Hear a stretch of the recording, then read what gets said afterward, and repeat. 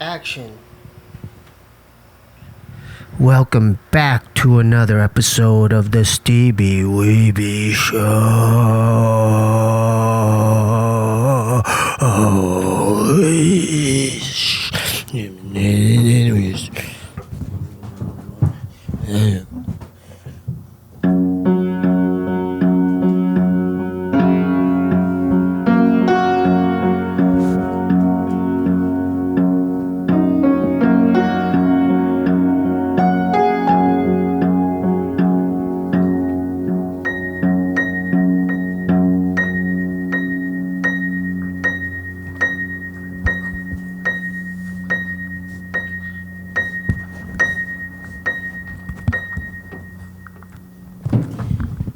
We have a very special guest tonight. Dancer, artist, overall entertainer, Malice Mcmunn. Give it up. Oh, hi. Hi there. Thanks for coming.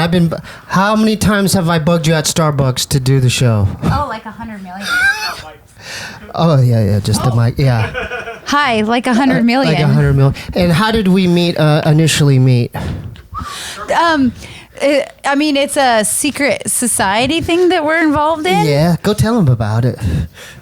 So we're involved in a secret society where we go to these like secret buildings and then we talk about our problems.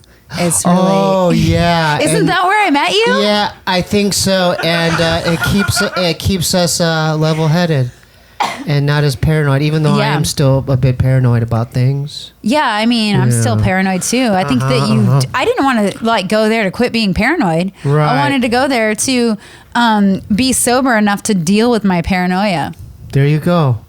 And then you have a very interesting story. I want to kind of get into that too eventually, but man, you've literally lived off on the streets, right? In different places. Yeah. And where are you initially from? I mean, we grew up living all over Washington, Oregon, Montana, different parts. Like our mom moved us around a lot. Turns out that she used to hustle churches to get our rent money. So that's kind of like... That's fucking cool. I mean, sort of. Hustling the preacher? Or just the church? It was like that whole thing where she'd go to church. She'd be like, I'm a single mother, I can't. And they'd be like, oh my God, poor lady. And then they pay the rent for a couple months. That's and then, cool. You know, it wasn't all she did. She had jobs sometimes. Yeah. And I think she was even a stripper for a minute. You know, she did all sorts of random stuff, but mainly she was an alcoholic. So she'd get basically she'd get a job and then she wouldn't be able to hold it for very long because, you know, alcoholism, you know. Yeah, and then keep going. Yeah, and then she was also, you know, like kind of wild when she get drunk, and then me and my sister ended up being put in foster care. What do you mean kind of wild? Well, you know, she get a little touchy with her kids. Really? Little abusive. Oh. You know, she was blacked out when she would do it. To this day, I hate talking about that. Yeah, that's cool. No, well, just because she's still alive and, you know, she sees sometimes shows that I'm on and she's like, you said I did that to you. And I'm like, well, you did. Oh, because she doesn't remember. She doesn't remember. Oh. And I forgive her, you know. She doesn't, because I've been blacked out before. It's scary. Like, if you get blacked out and you did some shit, like, what if you woke up in the morning and you're like, fuck, I killed somebody. Right, you could have. Yeah, when you're blacked out, you don't know what you're doing. But you used to drink too, right? Like. Oh, no. Oh, you weren't a alcohol? drinker? Yeah. Oh, no. I did. Yeah. Yeah, I mean, when I was in foster care and stuff, me and my foster sisters and everybody, we all started partying. Yeah. I mean, from the age of, I started late in life. So, like, with partying, really, like, I didn't really get into it till I was, like, I guess 16. And then basically the first time I ever got drunk, it was like some guy friends of mine poured Canadian Mist down my throat until I was drunk. And then after that, I was like, it wasn't like they were trying to be mean. Yeah. They were just tired of me being the sober person all the time. Maybe they thought I was judging or something. Yeah. Or maybe they just wanted me on their level. Either way, they were just bored of me being the sober person all the time. And then, you know, after I got drunk the first time, I was like, wow, you know what? I didn't start getting violent. I didn't turn evil. It just chilled you out. I thought I was going to be like Dr. Jekyll, Mr. Hyde, kind of like people in my family. And that didn't when that didn't happen, I was like, well, shit, I'm going to try every drug there is. And so I did. Damn. Yeah, basically, like after that day, I literally tried weed the next day. I tried a cigarette. I didn't like cigarettes though, but so I never got into them. And then I tried acid, shrooms, and stuff. And I started selling acid at school and shrooms, and I did it. Well, you sold blotters? Yeah. Oh, damn! Straight up. Yeah, I did acid almost every day for 2 years in high school. Did? Oh yeah. So you've I had to test it on somebody. I had to make sure the hits were good. So did you what was some of the trippiest trips you've had? Oh, well, I'll tell you the one that ended my hallucinogenic career. Let them know. Let them know. So basically, I think when I was 17, this is after I actually was kicked out of foster care. I was already on the streets. I was living. What state again? Now, at this point, I hitchhiked from Everett, Washington, where I was in high school after I got kicked out of foster care. I went to Portland, Oregon. You hitchhiked down there? Yeah, I hitchhiked all the time back when I was young. Dude, that's dangerous. So dangerous. Dude. I don't know how I survived. How the fuck did you? I don't know. So I had luck. It would be like a trucker fucking picking you up? Back then I looked more like a skateboarder boy. I would always like wear a hat, a beanie, a baggy shirt, some baggy pants, skate shoes, and I'd always have a skateboard. Style. I mean, yeah, sort of Nirvana. Like I was really into the Beastie Boys probably back then. Oh, dude, come on. Like, I love that shit. I love the Beastie Boys. That shit. And I always loved punk and gangster rap, so I was listening to all that. Yeah, we'll get into that too, because like people like probably look at you and they don't know you're like well versed in like gangster rap, like Bay Area hyphy gangster rap. Yeah, right? I sound very white when I say that, but she knows she knows her shit very well. So you can't judge a book by its cover. So anyway, I basically one day I ran into some drug dealer on the street. Like me and a girlfriend and this guy that she found, whatever, some other like punk kid, were like, oh, let's do some fucking doses tonight. Whatever. This guy was selling liquid hits, so it was like $1 a hit or something. And we went over to him, and I wasn't selling it anymore. I was on the streets at this point, and I was just like, yeah, sure, whatever. And I had a high tolerance. I could do a lot, but I couldn't do a whole vial. Yeah. So basically, he spilt the whole thing in my mouth. A whole vial? He gave each of them a hit, and then he fucking went to give me one. And like they're in, like they put it in like a reused like Visine container or something. Yeah. And the lid from the Visine container fell. And it fucking just like just the whole shit just fell in my mouth. And I was like, oh my God. And he was like, oh shit. And I was like, how many hits is that? He's like, don't worry, I'm not going to charge you. And I was just like, oh dude, that wasn't your concern. Well, I was like, do you think I'm going to be able to handle this though? And he's like, oh yeah, it's not that, I mean, it's not that strong or whatever. That was like 50 hits. Oh boy, let me tell you, I don't know how many it was like equal to, but this is what happened. So basically we all went to this park, and then I'm sitting there, and where's your rope at? Get your rope. Get out of here. I'm telling a deep story. Yeah, keep going. Yeah. Anyway, so I was sitting there. We were drinking beer in this park, and then I was like starting to peak, and I was like, it was like so intense. I was just like holding on. I was like, oh my God. Like it felt like a fucking rocket taking off, and it literally felt like the hands of God came down and grabbed my brain and ripped it out into the next universe. It just like stretched out my brain. Oh my God. Then I was having the worst. Well, I mean, it started off kind of okay. Like I got like, you know how you get on acid, like you get all childlike. And I was all like, woo, playing with my bag and like playing with stuff. But then I started having a conspiracy trip that the guy that was with us was trying to rape us, and that wasn't happening. I was just like, dude, yeah, once you go down that rabbit hole. Well, and those two like ditched me. They were just like, the two people you're tripping with? Yeah, because I was also puking and I was fucking losing my mind, and they were just like, oh, this is too much. Like, so they you're didn't alone? Yeah. So for 3 days, I was insane, literally institutionally insane. Because you see aliens? No, what it was that I was seeing is basically like, say I'd seen you back then when I was high. I'd be like, oh my God, Stevie, good to see you. And then like the face would change, and I'd be like, oh, I don't know you. And then I'd like see someone else. Oh my God. And their face would change. Everyone's faces kept changing. I didn't know what to trust. What the fuck? I didn't know what was real. And like I'd be talking to someone, and then I'd realize that I was like talking to myself. And I was just like, oh my God, I'm so crazy now. Insane. And I actually saw my soul burning. I don't know how to explain that, but it's basically, you know how like you can kind of see patterns when you're high on acid? You see that? Yeah. Like I saw like prisms and stuff like that. Yeah, prisms and stuff. I saw like a representation, what I believe, kind of my soul. And it looked like, you know, like those flypaper strips? Yeah. It's like that, but like with the prism stuff. And then someone taking a lighter to it and all these like holes appearing in it. That was happening to my soul. Finally, that's insane. On the third day, I found like a bush and I forced myself to sleep in it.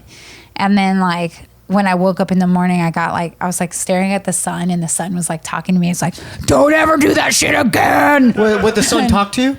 I mean, like the voice of the universal power of. You heard the voice in your mind? It sounded like it was the sun saying it, but like I don't know. I was still probably a little bit out of it, but it was like the voice of God or the sun or whatever it was, and it was, you know, obviously coming from my brain. But like I was just like, I'm never doing that shit again. I promise. Was this in the 90s? It was the 90s. It was probably like 90. Man. 93, I don't know. It was like the year probably I was supposed to graduate from high school that I didn't. Yeah. And and then after that I hitchhiked to San Francisco and then I started shooting up heroin. Way safer. And because I don't know if you told me back in the day, or like not even recently, like you are actually in a documentary. Yeah.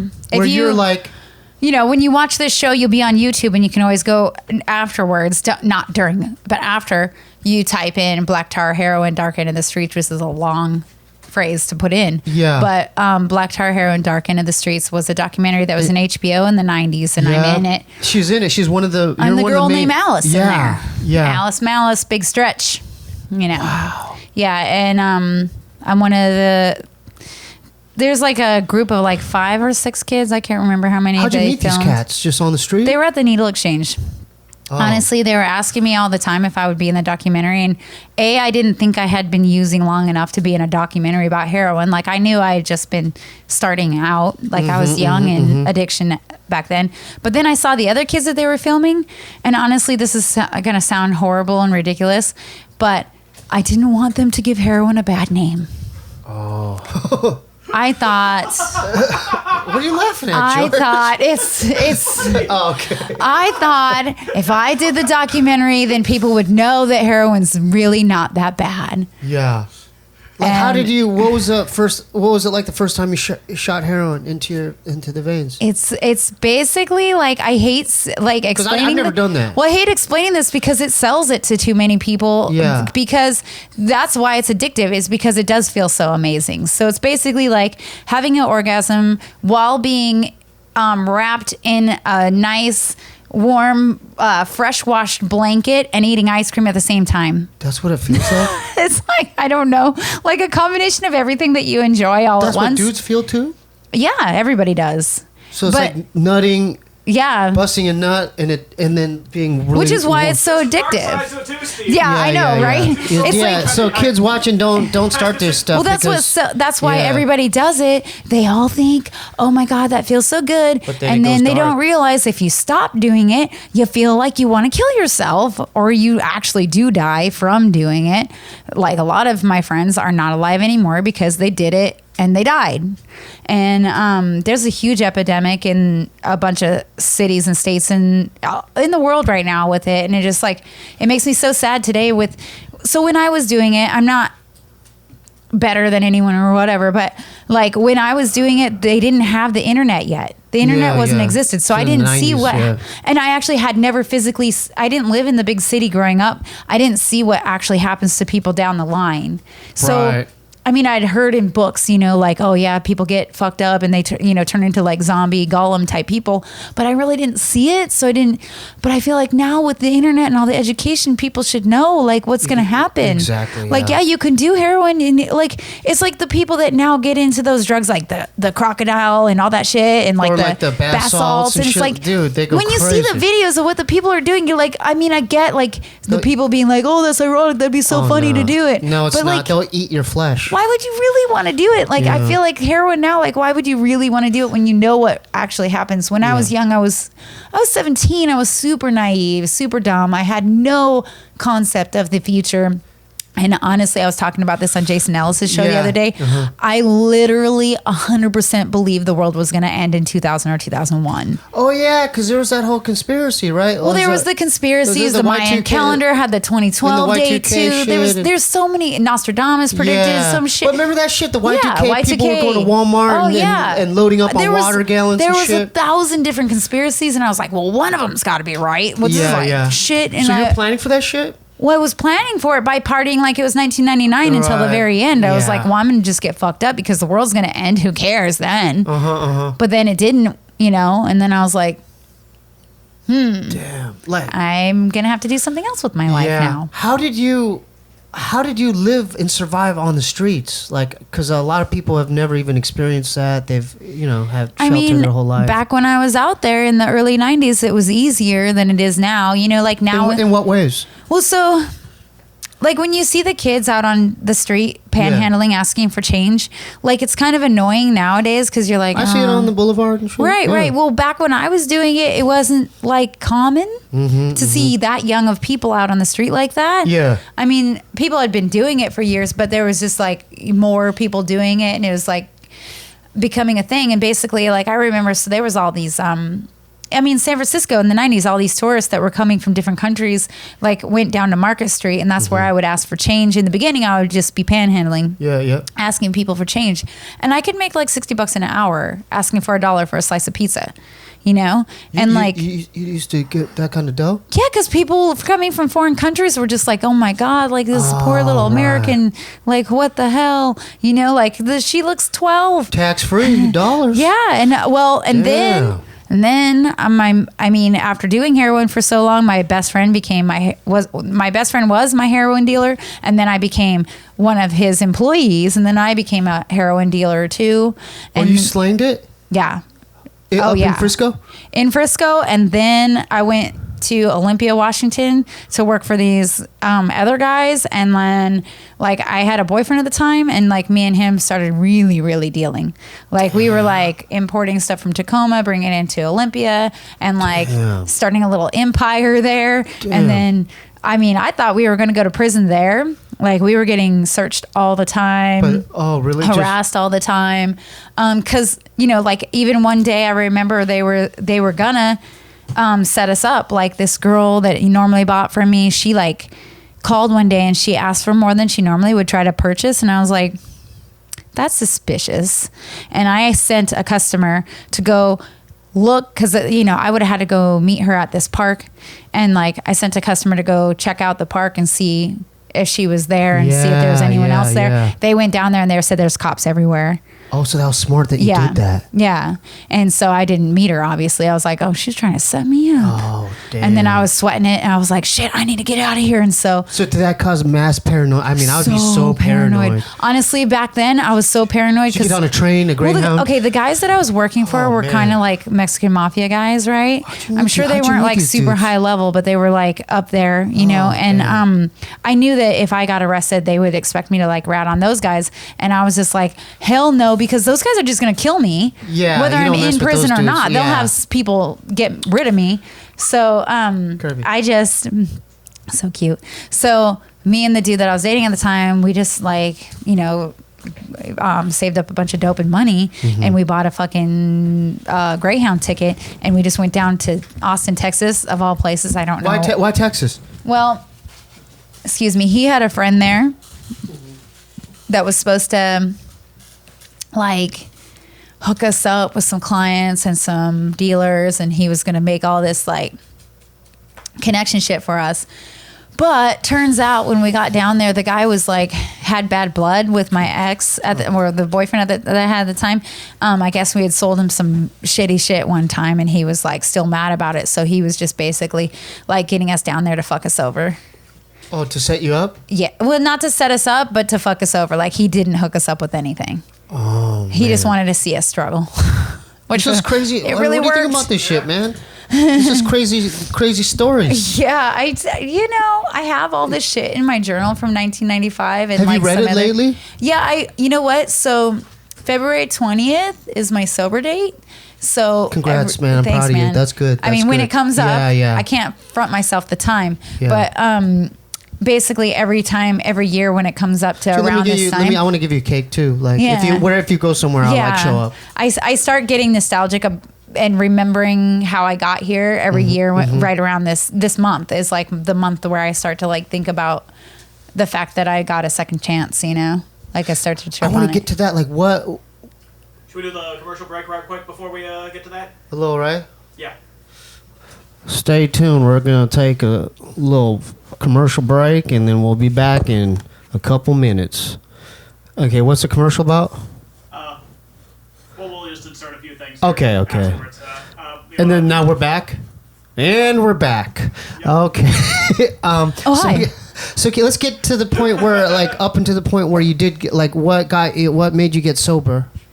So basically, there's, people ask that question. I did just, I answer this on the other show the other day, but it's one of the things I haven't really talked about on a lot of shows. It just started coming up for some reason.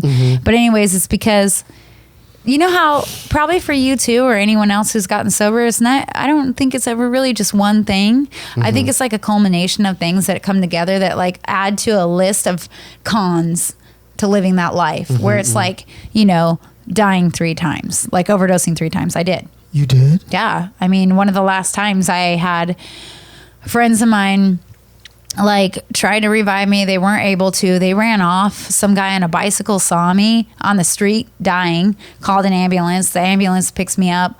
I only know about this in retrospect because the guy on the bike ran into me a week later, and like he was like told me the story. He's like, "Oh, I saw you dead on the street. I called an ambulance for you." That's and nuts. That's nuts. Like I remember waking up in the ambulance and being like, "Oh, let me go. I was sleeping. And they're like, "You were dead." And I'm like, "No, I was really, really tired." And they're just like, "No." You flatlined. I did. I mean, they had to use the shock paddles to wake me up. When the next day, and the reality was just not sinking in my head, So it's like the next day I was like scratching my chest and I was like, "What's that?" And I had those the things like they put on your chest to conduct the electricity, the little stickers with the metal thing on. I don't know what those things are called. I'm not a doctor. But anyways, That's nuts. Yeah, and like, I mean, even then I was just kind of like, I don't think I really died though. It's just like in your head, you're it's like a denial. You're like, it's not that big of a deal. Whatever. Everyone makes such a big deal about it. But it's like, those situations plus, like I did methadone and methadone didn't work. Methadone was, once I tried methadone and it was really horrible. And I mean, I kicked that cold turkey. I was like, after that didn't work, I was like, oh, there's nothing that's going to save me now, And then I went to prison. And then when I got... You went to prison? Yeah, because I went back to... So in Austin, Texas, crazy shit, man. I was selling like a little bit of heroin. But my boyfriend I was with that guy for like 6 years. I was also dancing back then, and so while I was at work, he was meeting customers at the house, and like one of them ratted us out. So basically, the house was being watched. Lifestyle. I know the house was being watched for like a week, and I told him too. I warned him about this one girl, and I was like, "Don't sell to her anymore. She's hella suspicious." And he was like, he was just insistent upon, or he was just too high to really like be paranoid like I was. Yeah. So come here. Get him. So anyway, he was meeting them behind my back, like at the house. And then I remember one morning sleeping. I was like sleeping, like we were junkies. We had an apartment. I paid rent and everything, but we still never like bought furniture or anything because all of our money was for drugs, just fucking laying on the floor in some blankets. And I remember we had out in the living room, we had a couch and a TV, and he, it was like the morning for me. He would always get up early, and basically he was already meeting people and dealing drugs and whatever. And then I remember hearing, get down, fucking, police sounds. I thought he was watching the TV show Cops. I was laying there and I was like fucking tired, and I was about to like get up. How old were you when this was going down? I was probably like nearly 26 at this point. And I was getting ready to get up and go yell at him and tell him to turn the TV down. I was just like, he's fucking watching Cops this fucking loud in the morning, motherfucker. And it was Cops. I mean, Bad it's also boys, not bad boys. it's also What not you gonna morning. do? like even when my whole life I've always slept hella late, so it was me too. Yeah, it was. We'll probably, get into the vampire shit too. Yeah, it was probably 2 p.m. and I was still just like about ready to get up and kick his ass. And then the next thing I know, I had a fucking knee in my back and handcuffs on, and like they were fucking arresting me. And I was like, well, that's not a show. Yeah, obviously. That's real. So how long were you in jail for? I'm like about to tell a long-winded story. I'm all catching my breath. Yeah. Okay, so. Kirby, go get your Kirby, go over there. Kirby doesn't care about the rope Go anymore. get the rope. Get it. Kirby, there you go. There you go. So, wait, what was the question? Oh, yeah. Like, how long were you in? How long was I in? So this is the thing. In Austin, Texas, getting caught with any amount of heroin is probably like a felony. Felony, obviously, yeah. And that's like a minimum 5 years, I think. But 5 years. so in 2000 or 1999, I can't remember if it was 1999 or 2000. I'd have to look back at my records. But like one of those years in there, when I was arrested, at that same time, all these private prisons, I think they were called Wackenhut or something, were shut down because women in prison were getting pregnant from guards. They were. Like it was an epidemic of all these prisoners getting like pregnant from guards. So they shut down all these private prisons. And so all the prisons were overcrowded. The jails were overcrowded. I mean, when I was just in city jail, so it's Austin County City Jail. When I was there, it was literally like, so normally they have 2 bunks and that's like 2 people. But when I was in, it was like, I'm under a bunk. There's a girl on a bunk. There's a girl over here. There's a girl at the toilet. And there's another girl between that. 5, 6 people? We were all like cockroaches in there. And like, then when we moved to county, it was still pretty overcrowded. Yeah. And somewhere in that mix up, my paperwork had gotten lost. It Like, did? so you know how you have the right to a speedy trial? Well, that should be within a month of your arrest. Like you should be seeing an attorney at least. You should see somebody. I saw nobody. Did he give you an attorney? No. But it's your legal right, though. Yeah. Yeah. They didn't. So, yeah. I was in Oh. there I was in county for 7 months before some attorney found my paperwork, like came in and she was looking through the paperwork and she was like. Was it she? Yeah. Okay. And she was looking and she's like, wait, it says you've been here for 7 months. You haven't seen a judge. And I was like, no, I haven't seen anyone. You're the first person that acknowledged I exist. And she was like, I can get you out today. I'll be right back. So she like goes and talks to the judge. She comes back and she's like, okay, I can get you out today, but with 5 years probation. And I was like, no. She's like, what? Are you crazy? And I was like, no, I'm not doing probation. I was like, give me whatever prison time or whatever time you need to give me that equals 5 years probation and I'll do it. And she's like, oh, okay. Well, why not probation? I believed, and I still believe that it's kind of a trap. It's basically like, and also back then I didn't think I was going to get sober. Yeah. So I thought basically anytime a cop even talks to you when you're in probation, you could go right back. Yeah. And they violate you for everything in Texas. Texas is super strict. You don't have your ID on you one day, going back. That you just left your ID at home. You have to constantly have your ID on you. You have to constantly, like, basically it's just, I was like, there's no way I'm not going to get, because I had in my 7 months sitting there in county witnessed like a good handful of my friends coming in and going out and coming in and going out because they kept violating. And I was just like, okay, I don't want that to be me. So I said, yeah, just give me whatever. And she gave me time served plus like some extra time because of all the loss of my paperwork. So I only had to do 2 months in prison, so a total of 9 months. Okay, that's not so bad. No, it was great. Yeah, and then because it could have been 5 years. Yeah, and and then when I got out, I was off paper. So that's cool. And I just went back to using drugs. Yeah. What did you do to survive in prison? Like, how did you because there's different politics in there, right? I mean, you know what? I lucked out on that too. Like in what ways? So back then, you have to imagine.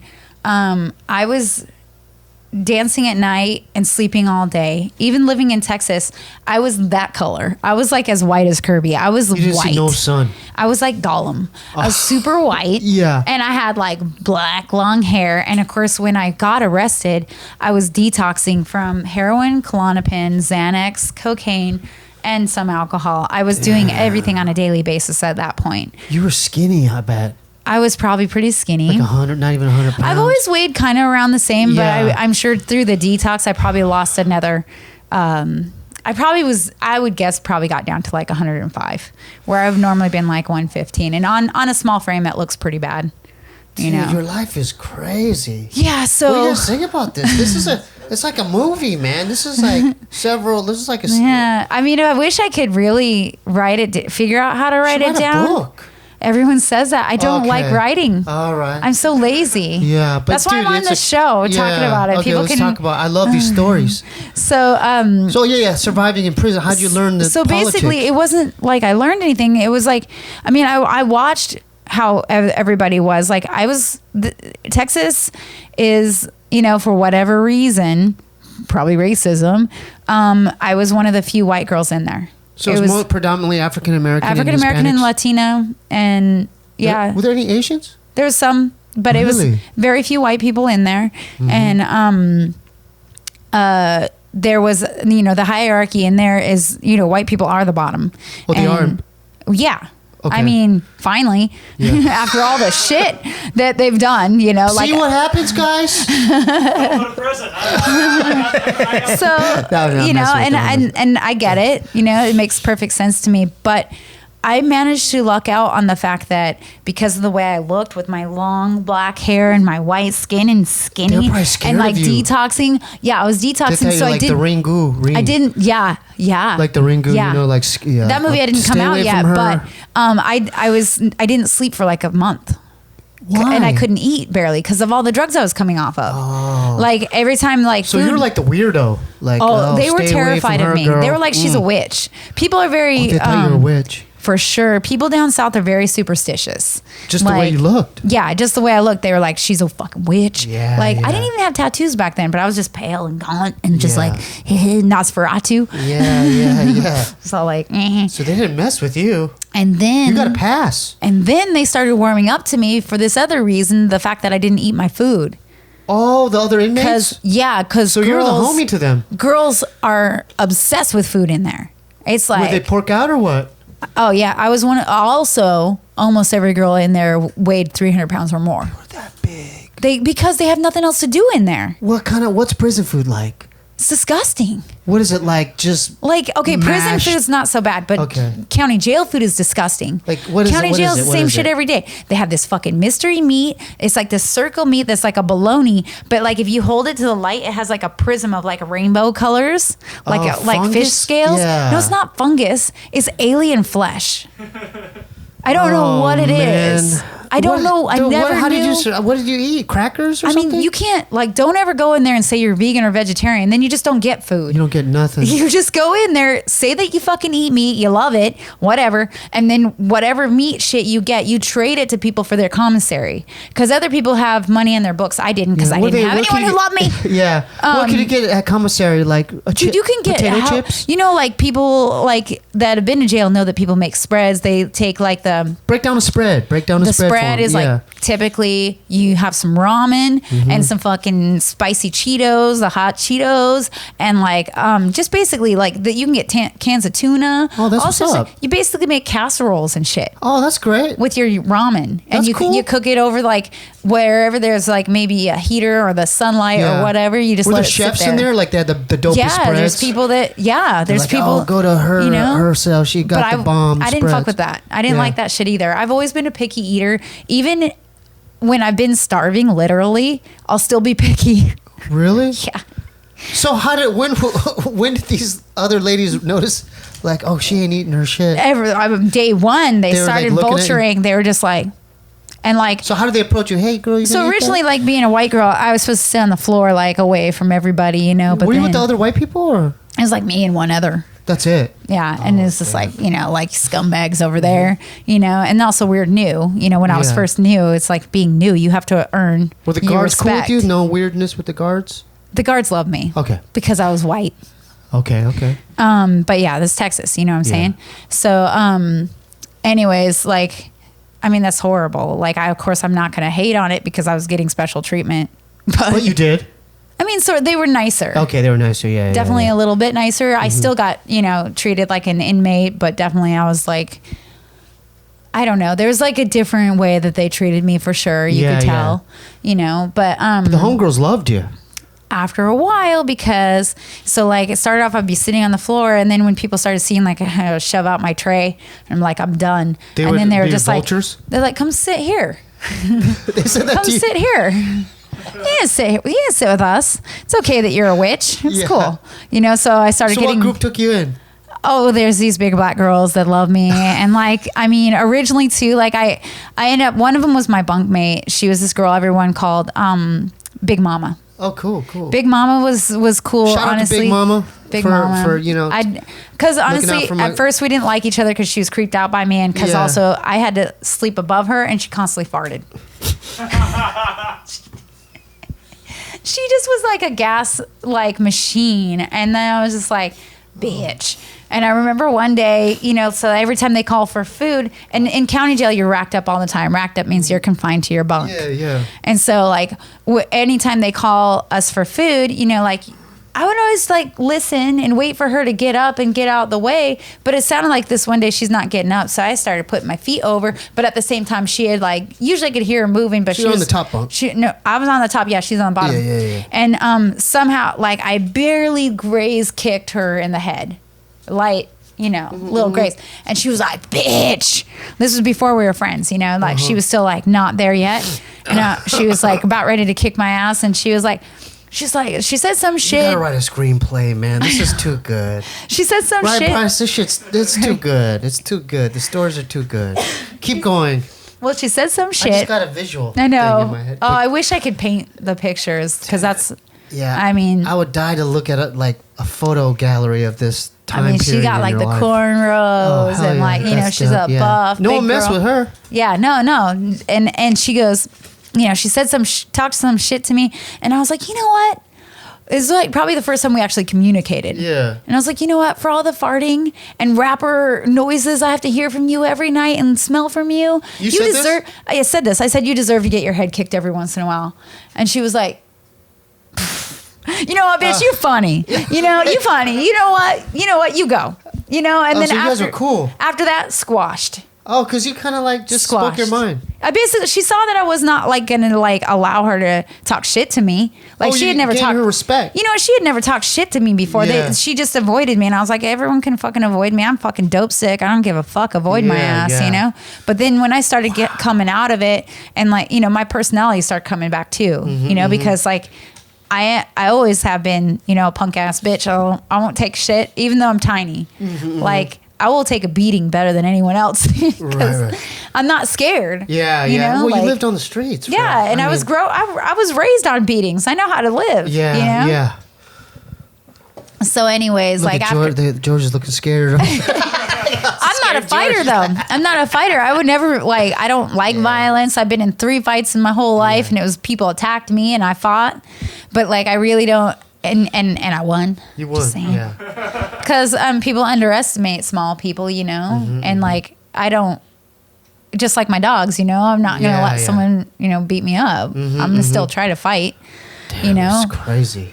But so she ended up being my homegirl after that. But and she would let me in on all the stuff. I could play spades with the girls. You guys play cards in there? Oh yeah, we were playing cards. Oh. The other girls got to play dominoes, but white girls are not allowed, and I get that. That's fine. That's but cool. I got Politics. to play. Yeah, I asked a couple times, and they're like, you can't do bones. No, you can't. And I was just like, what? Okay, why? And they're just like, I'm like, okay. Oh, man, but I was like, but I'm really good with the, playing cards and shit. And they're like, no. Yeah. Still, it was just a thing. They didn't. Wow, man, you survived that. Yeah, and part in your life. And then when I got out, I went right back to shooting up. Right when the first day you got. Okay, let's talk about that. Like you got out. I was like, the forms, I'm gonna do something better with my life. And then the day I get out. What'd you do? Do you remember what'd you do that day you got out? Well, so they don't give you nothing. Well, not that you're entitled to shit. You were a fucking criminal. So you get no dough, no nothing. Nothing. And I didn't have anyone, No one picked you up? Back then my mom and my sister were both in and out of jail all the time too. So I didn't even know how to find them. Your older sister? My older sister, she was a heroin addict too. We were all there.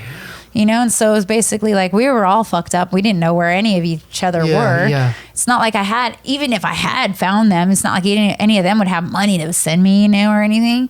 So it's like I get out. I'm in the white prison outfit they give you in prison, the shit that you're wearing, like it looks like a painter's suit, like all white with some black boots and like a hat or something. And you just walk the streets? They give you like a bus ticket back to Austin because we were in a place called Gatesville at the time. I don't even know if they do that anymore because it was like the prisons were all shuffled up. But anyway, so I went from there to Austin. The day I rolled into Austin, well, also my ex got out the same day. Same exact day? I was like, in prison, I was like, dear universe, if me and that guy are supposed to be together, make it so we get out the same day. Because I don't know. I'm not good at making decisions. That was coincidence. I don't know what to do. Yeah. And then we got out the same day. I was like, well, I guess it's meant to be. You know, and then we roll out on the street, and of course, like junkies that used to be our customers had dope, and they saw us. They're like, "Oh, you guys are out. You want to get high?" And we're like, "Yeah." Oh, and like, you know, we reunited. How are you alive today? I don't know. This is nuts. Why aren't you thinking these things like? Your life is crazy. I don't know. I know, Yeah. but I'm so boring now, and people wonder why. They're like, No, "What do you're you?" not. No, I am though. But people are like, "What do you like to do in your free time?" I'm like, "Hang out with my dogs." Like, yeah, there ain't nothing wrong with that. they're like, "Oh, you don't go to this, go to that." I'm like, "No, I don't do after hours. I don't fucking do a bunch of shit. Yeah, I've partied. you already did you already did that chapter. In I your really life. partied. Yeah. You know? Let's get to the. How'd you get so like so when so like that So basically, happened. that happened. I didn't stay with him for very long after that because I was like, you know what, universe or whatever it is out there, this is bullshit. I'm not supposed to be with this guy no more. You know, like this isn't working. Because also his way to get sober all the time, he wanted to like lift weights and drink alcohol, drink 40s and smoke weed. That's how he thought he was going to get off heroin. And I was just like, sober. yeah, I know. that in itself could F you up. You know, I know, what I mean? and that's the thing too. It's like, so we were staying with some friends of his, and every time, like, they would drink and drive, and we like had to go. We were in high speed chases with cops multiple times because of that. And I was like, this isn't safer. You got to get out of Texas, right? I At was some like- point, you had to get out of Texas. So basically, well, I broke up with him first. I didn't know how to get out of Texas. I didn't have the money to, like, it just, you know, it's like, also, it's like when you're in a state that big, it's not like I could hitchhike out. I've never been. I would love to go. I've never been. I'm terrified of Texas because it's like once you get in, you're in. You're in. Yeah. You're in. You're in. It's so big, and it feels like everywhere else, like I'm always like, oh, I could hitchhike or take a bus out of But here. not Texas. No, you're there, and it's like, how are you ever You getting gotta out of fly there? out, right? You gotta fly out. I mean, I originally took a Greyhound in. You could probably take a Greyhound out, but that's How like, much is a Greyhound ticket? $60? I don't know now. Okay, Probably but- it's like hundreds now. You know, like This back is then it tough, was probably like tough. 60. So anyways, I just didn't have the money. So I went back to dancing though. And so I was working for this couple. It was private shows, no touching, but we did toy shows or whatever. What are toy shows? Toy shows are where I masturbate and then they masturbate. What? Yeah. So Have you heard of these toy shows? People used to pay for that. I don't know why, because, you know, they could probably get a hooker for the same price. But, you know, like prostitution's illegal. So maybe a lot of people were hoping for a prostitute. But then when I show up, I'd be like, okay, so no touching. We'd get the money up front. So I'm like, if you touch, the show ends. I'm like, Do you work for like a company or? no, I worked for two people. Oh, okay. And I had an ad in like a back page type Okay, that's good. situation. Okay, yeah. And so they would basically go like call the thing, and they'd be like, "Oh, you're a University of Texas cheerleader?" Yeah. No. Is that what your description was? Yeah, but well, after I got Yeah. out, then I had bleached my hair blonde and was wearing it in pigtails, and I had Oh. no tattoos then. Remember this? Right, Like, right. People always look at me now and they're like, "How would you?" I'm like, "No, I had no tattoos. I had bleached blonde hair. I still looked hella trashy though. Like I have some. I should have brought one, but I didn't know where we were gonna go with our conversation. But I have some pictures from then that I don't show anyone. You know, I would love They're- to see them. yeah, they're. I would love to see them. I looked awful. So anyways, I you know, basically they charge like $200 for an hour, and I would hustle the extra $100 tip for myself to do this toy show where, you know, I'm masturbating and they're masturbating. Safe. Yeah, I You actually do your liked it. thing. They do their thing. I thought it was great. I don't understand that psychology behind that, but dude, a lot of people, they get off on that. And Okay, there's that's cool. Some people that called to have it done again and again. And there are couples that do this? No, I never had couples, but I also did a lot of bachelor parties and stuff like that too. So, like a man that, does the appointment with you, do they just, they watch you? And then, are they can't touch, they can touch them. They're jacking off. they're masturbating. Yeah, they get to do their thing while I do my thing. What are their faces like? Just like, yeah, exactly. Oh my God. Pretty much, a little sweatier, but that's yeah. I just picture them like gripping a sausage just super hard, like and I thought it was great. Whatever floats their boat. I wasn't hating on it. I thought it was great. There was like towards the end of that, there was like a guy who was like he had been an attorney in Texas, and I don't know, like, he was obviously a shady attorney, so he had some shady business deals, and basically he was he would keep me for like a week. You lived with him? Like, he would pay hourly for me to be there for the whole week. So you live with him? Like, on and off. Yeah, I would stay with him, and basically me and him would go to strip clubs, pick up other strippers, do piles of blow with them. He'd go to fucking Mexico all the time, bring back Xanax for all. Huh?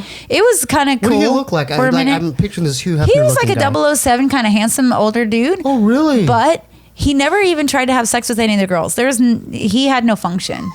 He was just lonely, and he just wanted girls to be with him, which is, sad. But it was also, I liked the fact that he liked to party as hard as I did. So he partied. Yeah, we were getting fucked up. And so basically, but I saved up. Was this still in Texas? Yeah. I saved up a lot of money working for people like that. How much you save up? A couple G's? Well, no, I got like $6,000 together.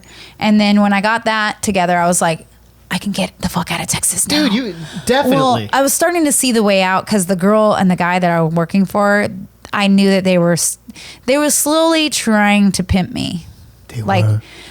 They kept insinuating that I was fucking people, but I think because they really expected me to start fucking people. And then when you they were like playing these weird pimp games with me too, where they would keep, psychological. These are attacks. So like with that guy, they would keep the money, like he'd pay in checks or whatever, and they'd put it in their bank. But I'd be like, "So can I get some of the money from the show?" And they'd be like, "What do you need it for?" I'd be like, "It's my money, and I want to." That was your money. Buy stuff with it, and they're like what? I'm like things, and they're just like, "Well, you don't trust us." And they started doing that shit with me with my money. And I was like, no, you get your money up front. What? Yeah. Where's my cut? And so I just started squirreling away my own money because I was like, they're trying to do some shit with me. Do you have a bank account or do you just no money like in the mattress? I was still a drug addict and I was paranoid. Where were you living? So you're living at the spot? Oh, yeah, no. Or you get your own hotel room or motel room? So here's this story. Okay. Dude, how much some time? Stories. I love it. How much time do we have? We're good. But I love it. Just keep going. We can do a 2-part series if it goes that way. Well, you got to get going though, right? No, I don't. Okay. I'm not working tonight. Okay. So, and I was talking about this on the show that I was on the other night. I lived... Okay, there was this guy who used to buy a little bit of heroin from me. Like I wasn't selling anymore. I was dancing, but I'd have a lot of heroin all the time. I'd always keep a stack of it because I never want to be sick. So I'd always have a bunch. And this guy that was a crack dealer that I used to sell a little bit of heroin to, he suggested that I come stay at this house he was staying at. And I didn't like paying rent. So it was like $200 a month to stay in this guy's old pantry. Oh, that's cool. That's a bargain. And it was a big pantry. It was like, a little bit this size. No. Okay.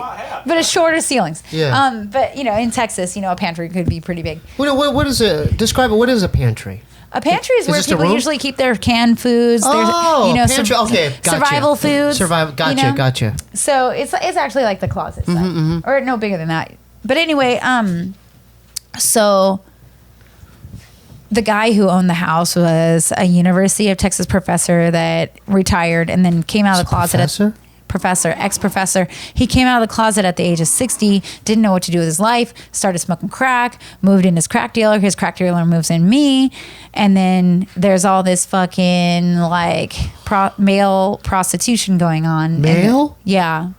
Like, so that was also one of the things that I was talking about the other day that also helped me get sober, is witnessing their very low bottom as well. You know, like these guys were prostituting. There's guys coming in there all the time, like sucking dick for crack, and I just see it out in the living room. There's crazy noises at night, huh? I mean, yeah.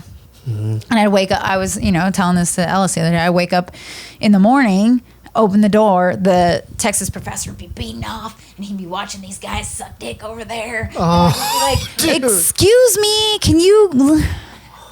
Like, I don't want to wake up to that every fucking morning. Yeah, this is your living situation back then. And I... what do you think about this, Bryce?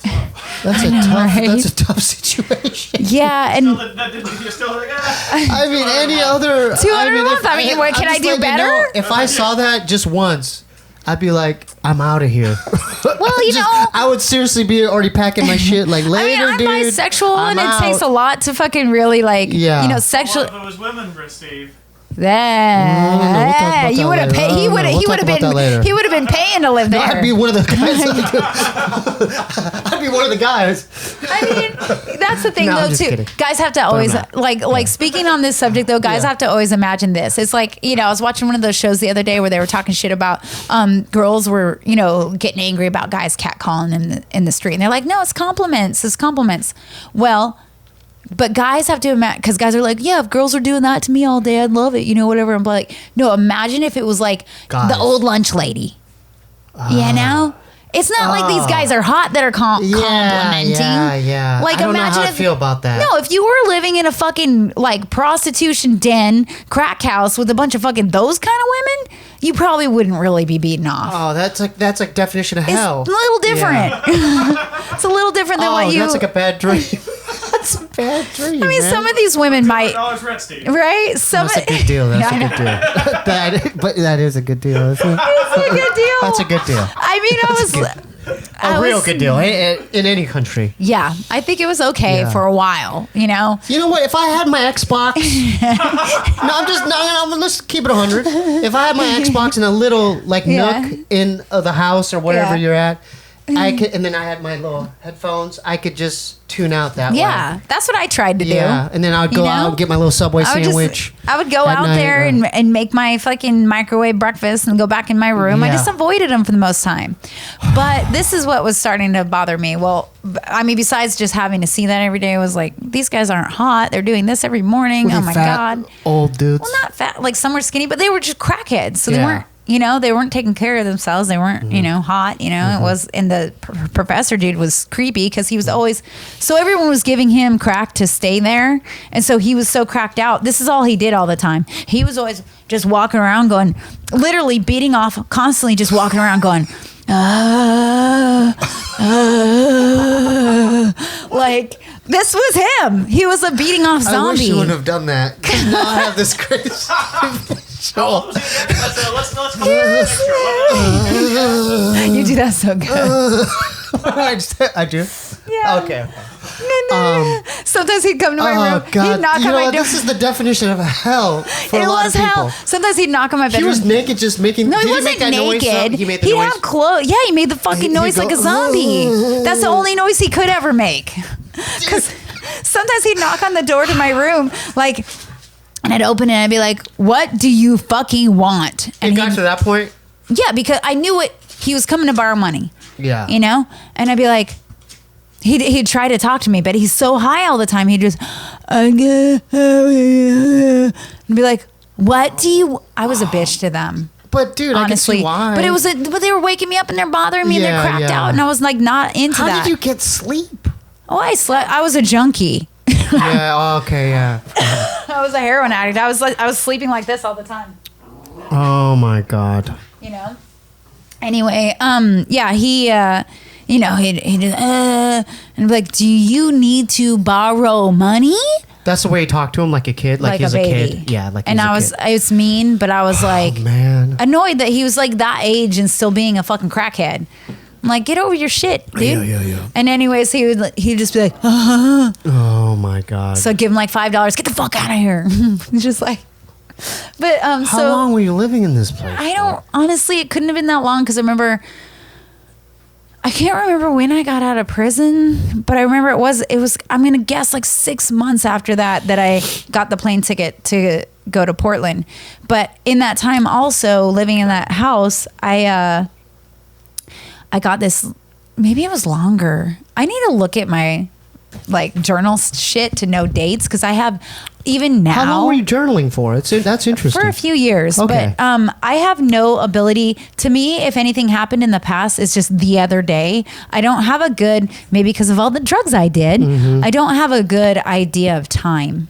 Like time in my past is just really hard. Yeah. That's why I've always been like, I don't know how I'd write a book because it's so hard for me to be chronological. It's easy for me to discuss it when someone's asking me questions. Yeah. But if I was to like sit down and write it, I'm like, oh shit, I forgot about this thing and this thing. I just can't remember shit right. Dude, but you don't even have to. You have the journals still, right? Well, but Dude, then that's it right there, right? I have just a book of your journal. No, because also some of that journal needs to be deleted, and then also some of it needs to incriminate. Well, and not just incriminating, but just embarrassing. Some of the shit is really embarrassing, and then also some of the shit is unlegible. Like I can't even translate it. It's just junky babble. Oh, it is. Like some of it is like me trying to like write lyrics even or something. I don't know what it is. People would like to read that. Fuck that. Don't you think people would be interested in this? Like this too. It's gross. It's like Malice's mind. Journal. It's so horrible because it's like it's tweaker writing. That's cool. No, People will be interested. Because sometimes I did speed too, and if you're like high on speed, you're like trying to rhyme or something, like writing raps or something, and it's like people would love to read that. Oh God, even like trying to look at it again, it just grosses me out. It's I can't it's shameful. Oh well, you know. Anyway, yeah, let's get, man, this is I love this episode. Let's keep going. I love your stories. Let's keep going with the stories. So then, I had some kids that used to be customers of me when I sold heroin. Well, you had some what? Kids? There were some street kids, other fellow street kids. You know, they're like my age or something. That had, had a dog that had a bunch of puppies, and I got to have the pick of the litter because I was their old drug dealer and they loved me, and I was always good. What kind of dogs? They were Shar-Pei pit bull mixes. And so this dog that I got was all black. I got the pick of the litter, but I picked the runt, and they were like, that one's gonna die, and I was like, no, he's not. And I took that little runt. He was literally like this big. He was like a little potato. And I bottle fed him. Because he really was a runt. He was not going to live very long. Bottle fed him, and I grew him from a little fetus into a dog.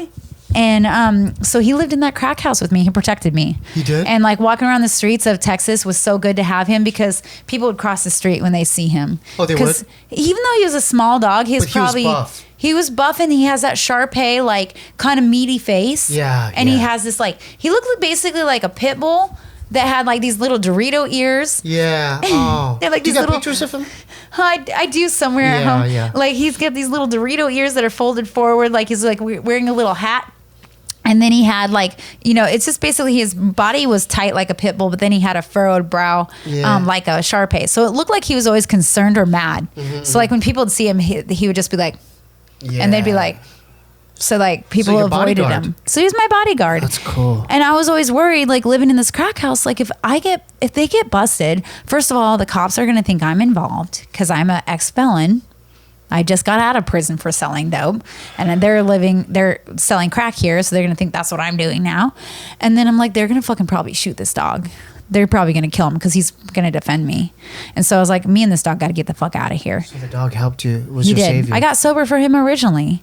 Basically, I saved up a bunch of money because I didn't love myself, I was just like, I'm a fucking shithead. And there's the dog? I loved him. His name was Zeus. He was beautiful. Shout out to Zeus. R.I.P. Yeah, R.I.P. Zeus. Basically, what happened, he lived for a long time after that because I bought the plane ticket. I went up to my sister's house in Portland, and I was telling her I'm gonna rent a hotel room, and I'm gonna kick, and I'm gonna get off drugs. My sister got sober a year before I did, and so she knew that was bullshit. She was like, you're gonna go to detox, and then you're gonna go to rehab, and I'm gonna take care of your dog until you get better.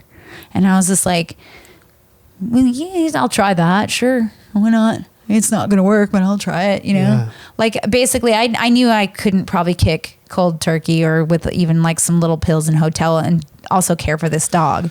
Wow. So I was like, this is in exchange for someone to watch my dog while I try to do this. So went in there, and the fucking detox center that I went to back then. So Portland has probably one of the best setups ever because they have... I love Portland. Yeah, I love it. So cool. Because, well, back then too, so I don't know if it's still like this, but back then they had it so if you were a drug addict, you were considered... it was a disability. Addiction's a disability up there. Oh. So you get SSI-ish. So you get paid? You don't get paid, but you get all your treatments covered. Oh. Like everything's covered. Okay. I don't think it's as loose as it used to be. Or maybe if it is, it's really hard to get now because they have so many addicts. I have so many friends still dying up there. And, so anyway, so the rehab that I went to was called the Mentor Program. So it was designed by ex-heroin addicts who had gotten sober, showing new heroin addicts how to do it. That's cool. It was really good. Yeah. Without basically they used acupuncture and AA and NA meetings. They didn't. They didn't put people on other drugs. They were just like, no, you don't need drugs. You need to. I mean, some people do. I like the acupuncture part of it. I actually hated it. Okay. But I liked. Yeah, it's different. I like the idea of it, but I've never had patience to sit still that and sit still and do nothing, no talking, no nothing, just sitting there and just like. You could do that now.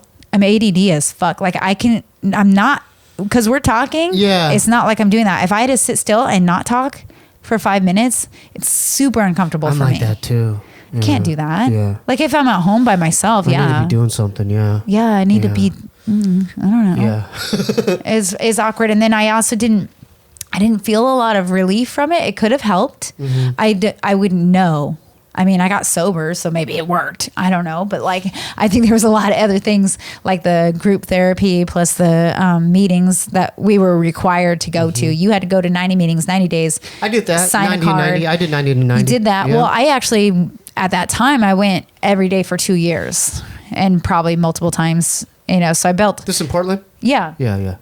And it was good back then. And How are the like, meetings up there pretty good? They were better than here.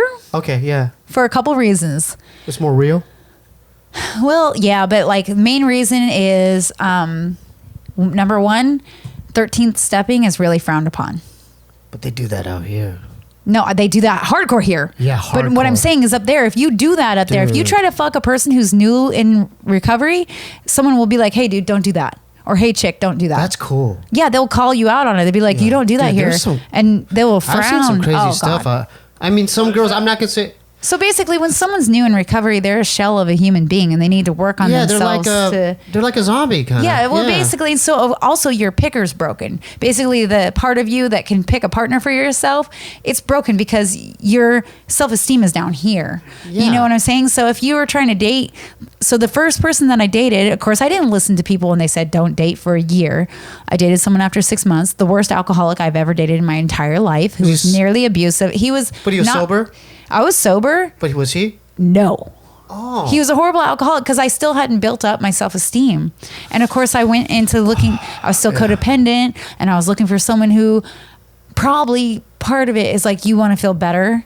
Yeah. So let's explain to the viewers. So like in the thing that we do, there's 12 steps, but they made up a 13th step. You don't have to say the thing. It's the Alcoholics Anonymous or Narcotics Anonymous. Yeah. 12-step They already programs. know by now. 13th step is like they added that like you It's not a real thing. 13th step is what they call it when you think that you can give someone the steps via STD, via sexually transmitted recovery. Exactly. So it's not a real thing. It's just basically It's basically you think that you can give someone recovery by fucking them. Yeah. And that's not how it really works. No.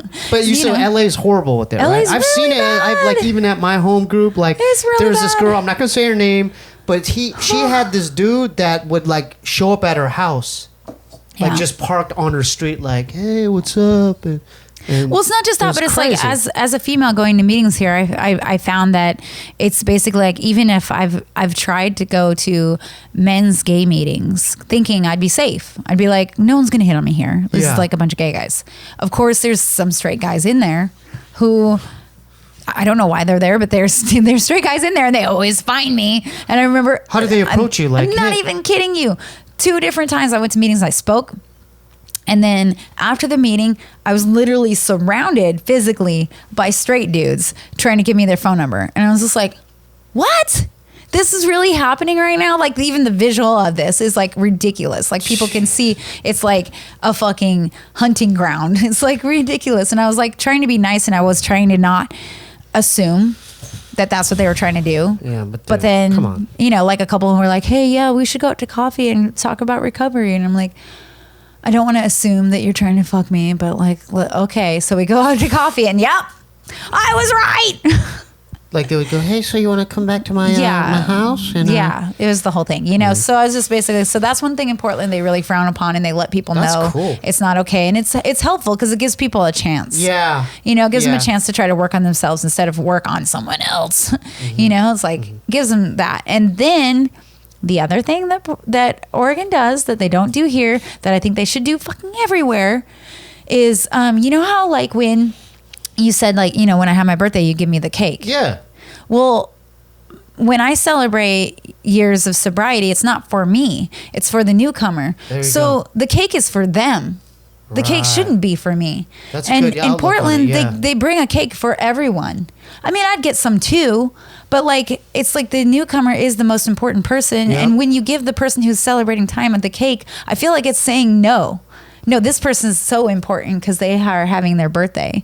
And I'm like, no, because the newcomer still is the most important person. The reason I came to show them that they're able to do it. To celebrate my birthday is to show other people, you could do it. You could do it. If an idiot like me can. Dude, that's cool. You know? So Portland's got it going on with that. Yeah, and honestly, and then so like, you know how like some people fake it till they make it. That's like that expression. Yeah. And I did. I mean, I did too in a way, yeah. Well, I did for the first like 6 months. I still wanted to kill myself. I was just like, fuck my life. But you still show up. I still show up because I was That's like, the main thing. Well, I was in a rehab program. If I didn't go, I was going to get kicked out. Right. But not only that, but I was like, I was driven to go to the meetings for the cake. For the cake.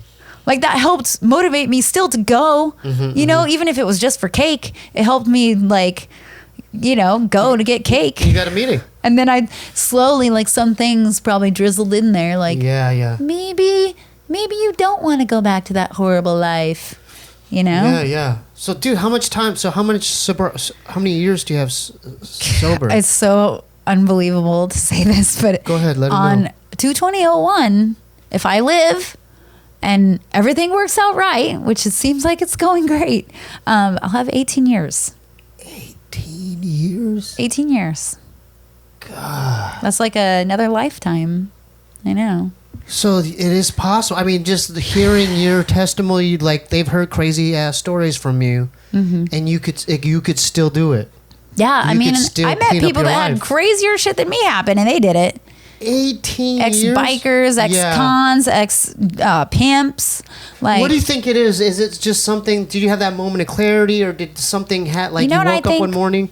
You know what I think? I think everybody gets these moments. Everybody gets them. And then some people reject them. Some people take them. Some people take them, but then also the work gets too hard. Because it's not like I'm special. I'm not special. I'm not lucky.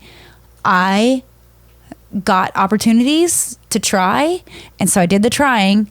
And then when it came to doing the work to like make myself a better person, I did the work, even though it sucked to go through it. Like that's the thing, is a lot of people, you know, some people, you know, they say like some people are incapable of being honest with themselves. And there are those people out there. I think my mom is one of those people. And I think it's because, you know, with all the years of being blacked out and not really being able to know what she did in her life, she's not gonna, like, it's gonna be really hard for her to like forgive herself. Yeah. Because it's like the one thing, you know, main things you have to do. You have to go through and you have to forgive everybody that harmed you. You have to forgive yourself. Right, and that's super hard for like allowing yourself to hurt yourself and for like hurting some other people. But like mainly like that shit of like hurting yourself is so painful to deal with. It's like, you know, like knowing that you died 3 times. Yeah. And you just didn't even care. Yeah. You know, and like basically it's Dude, just your life's good right now. No, my life's dope. Dude, you're like got 2 awesome dogs. You got this it's just, amazing I mean, everything horror movie. Can we talk about that too? Like, how much are we good? How are we doing on time? Okay, we'll just keep going. But I didn't mean to cut you off there. That's okay. Yeah. No, you But were your talking. life's good. Your life's good. Yeah, no, I mean, just being alive and being sober is enough for me. Like having material possessions that are good, or having like opportunities in life, and like getting to meet celebrities and doing all the shit that I get to do in my life. That's the extra, cherry on top, You have a kick-ass car too. Yeah. I mean, that's showed me at the material remember shit. that night at the But I laundromat? fucking love that car. At the laundromat. Yeah, my You're like- 67 Cougar. Dude, that thing is... Dude, she's got a killer car, dude. What is it? It's a 67 Cougar, and it's all black with a blower, and it's Dude, got a Shelby engine. Sick. It's sick, dude. It's my dream car. Basically, so you know how Yeah, dude. It's, when kids are growing up, they dream of what they want to be when they grow up. I never wanted to be anything.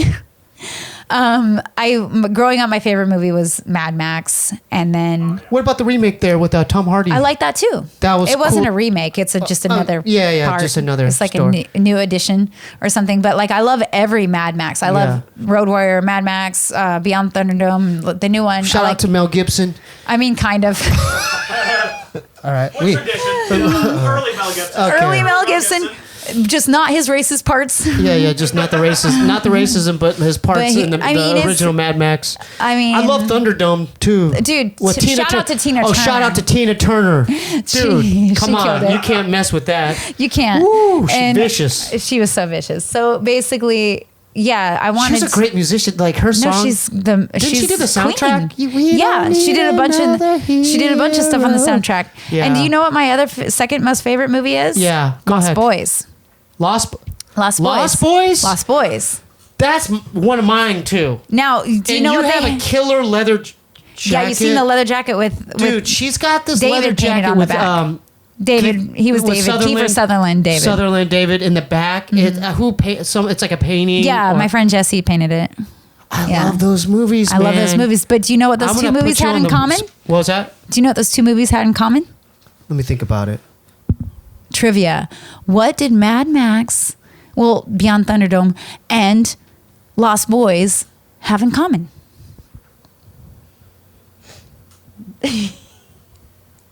Time's up. Okay. So, I'm sorry. your My brain froze. A lot of people wouldn't know this, but so the guy who plays the saxophone for Tina Turner, her live shows, and like soundtrack was the stuff, guy that, he's the guy in Lost Boys who's doing "I Still Believe." I Tim Still Capella. Believe. Tim Capello. That guy. Yeah, that's him. That was one of my favorite I love scenes. that song. Yeah. That scene is dope. You guys are a fan of the him all Lost shirtless Boys? with the chain necklace, Yeah. all fucking nah. My favorite scene is that when they're like, eat the noodles. When they're like Yeah. Michael, they're like, Yeah. eat the noodles. How do you like the rice? And it was like maggots. Yeah. Yeah. The And then he maggots, drinks the Michael. blood out of the wine bottle. Dude, there's everything, Yeah. every single thing Yeah. about those two Let's movies. go. Let's go a little nostalgia right here. Let's go. What top? Let's do top 5 horror movies out of your collection, or you could go maybe top 10 or whatever. Okay, I'll go with the 5 Yeah. horror.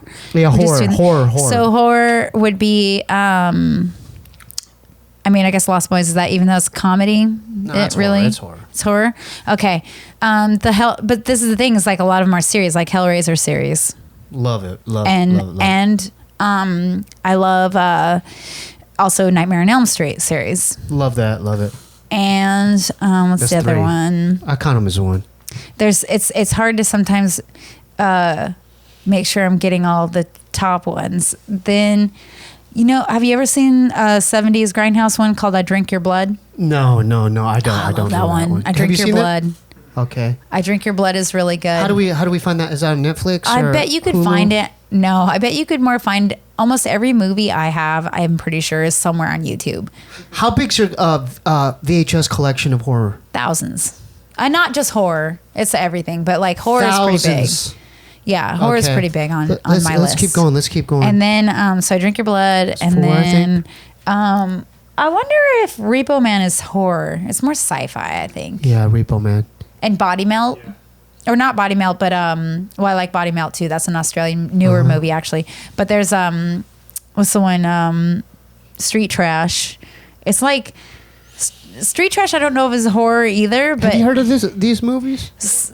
So Okay. Street Trash is From one. the 70s? It's late 70s. Okay. I think early 80s. In Street Trash, this like guy at the liquor store is tired of bums stealing his liquor, and he sells him some shitty liquor that he finds in his warehouse basement.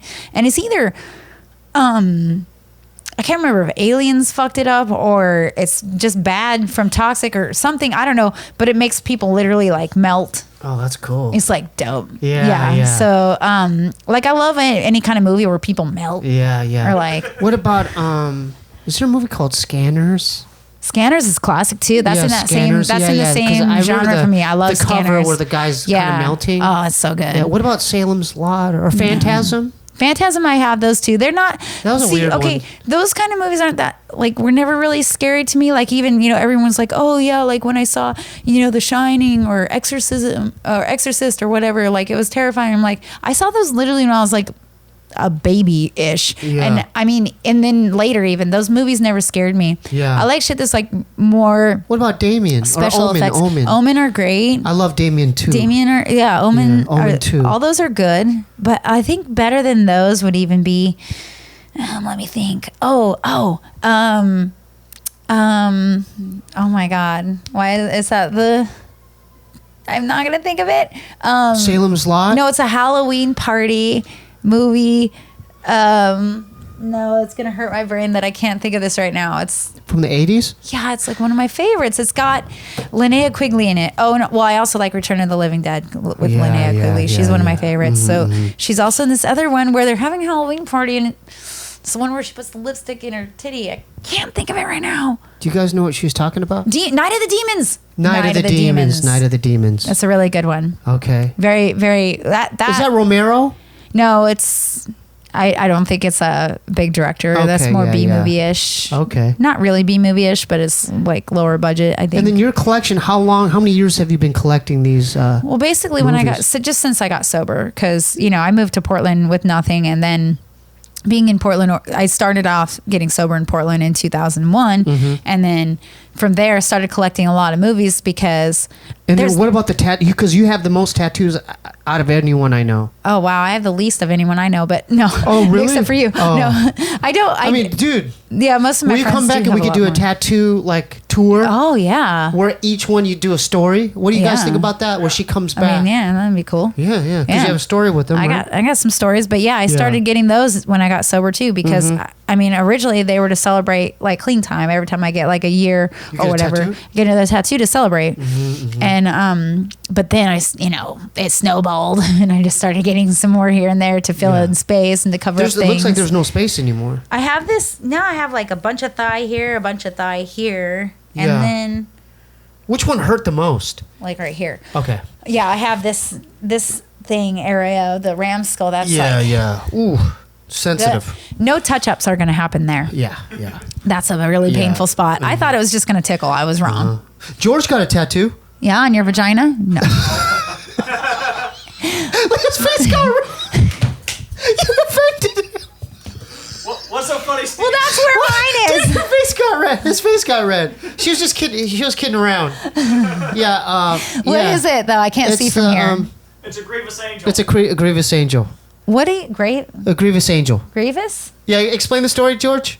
The song. Grant Parsons' great album. I was Graham Parsons' album. Oh. Grievous Angel. Yeah. Yeah. Okay. I just like throwing them in there once in a while. No, it's cool. Yeah. I'm familiar. I've seen the albums before. My dad has them. I don't know. So I mean, because I'm looking, because we talked at the coffee shop about because you're thinking about doing a YouTube thing too about your awesome movie collection, and I think, dude, because you have a crazy fan. Like, let's talk. Like, you got like a lot of followers and. You got like merchandise and like when did you start getting all this stuff like going your shirts and I don't know, it just kind of was a thing. Like, you know how they say if people tell you, like if I got $1 for every time people told me I should write a book, I would be super rich now. And it's just like when it comes to like people forever were like, you should make your own t-shirts, since literally 8 different companies have made Malice shirts, and I've never gotten funds from that, you know, and everyone's like, make your own. And I'm like, yeah, I should probably maybe. Yeah. So I started Malicious Creatures. So what is Malicious Creatures? Malicious Creatures is just my little clothing label with making little punk shirts and stuff. Just where could they check out some of these? Maliciouscreatures.com. There you go. And yeah, I got patches. I'm starting this stickers and pins, and I'm starting to do this thing with patches with, you know, like how. Dude, that's cool. Patches are cool. Well, the patches are cool, and I'm gonna make some smaller ones, because you know what my idea really was with it is that I want, you know, like if you go out and. So I go out to a lot of like BDSM type parties and stuff like that, and I'm like, it would be helpful also if you just kind of knew what people were into, so you don't have to like even ask, like if people just had patches, you know. So like, because like for me, it's like it's really cool, like with metal and punk, like when you can check out someone's shirt and you're like, oh, we have stuff in common because I like that band too, you know, like that's always been helpful. Can we even get into your music taste? For part two.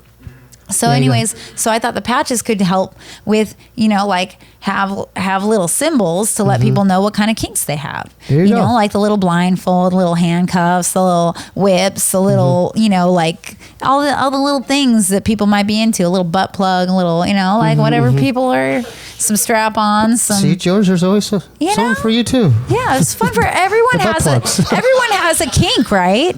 Everyone's into something. His face gets red, huh? Red like a raspberry. I love it. Okay. So can we like start plugging like your Instagram and like? Well, yeah, my Instagram is official Malice Mcmunn. Good luck spelling that. No, I'll try to spell it for you. Mcmunn is McMunn. Yes. Good job. And then is it Malice? Malice, Malic. So it's official Malice Mcmunn. Mcmunn, yeah. So look her up. Link in the description. yeah. Link there you in go. The description, and then what about your where you're dancing? Do you want to? Oh yeah, where can they catch you dancing? I mainly dance at a club in LA called Cheetah's Hollywood. Shout out to Cheetah's. Cheetah's is in Hollywood. Yeah.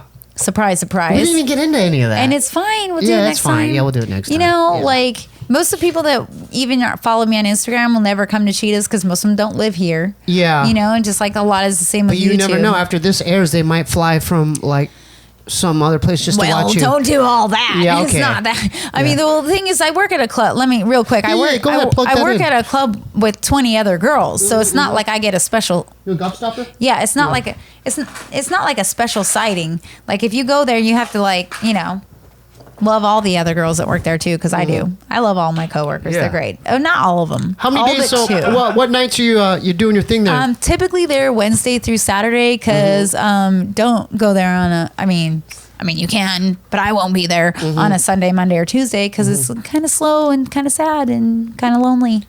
Would you be happy if you saw George come? That'd be great. I think you should all go. I really do. Well, the kind of entertainer. Okay, go ahead. The kind of entertainer I am. It's cool if you want. Dude, you dance. I dance on the pole. I do shows. Dude, you do. I like to entertain. Yeah, you crowds. do crazy moves. I only want to work on Fridays and Saturdays. I just work the other days because you're not allowed to just ask for Friday and Saturday because I want to dance for a crowd. I'm not the best for lap dances because I'm not going to pretend that I'm going to go home with anyone. Yeah. It's not happening. I'm not going home with anyone. If that was a part of what you thought you were going to come all the way to Cheetah's for, just take that out of your mind now. Stay at home then. I could lie. It's not about that. I could lie like the rest of the girls and be like, oh yeah, I totally want to fuck you.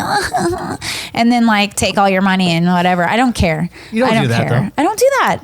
So they hustle. That's what strip clubs are for. That's what hustling. every single strip club in the world is Yeah. like. That stripper really likes me. She likes money.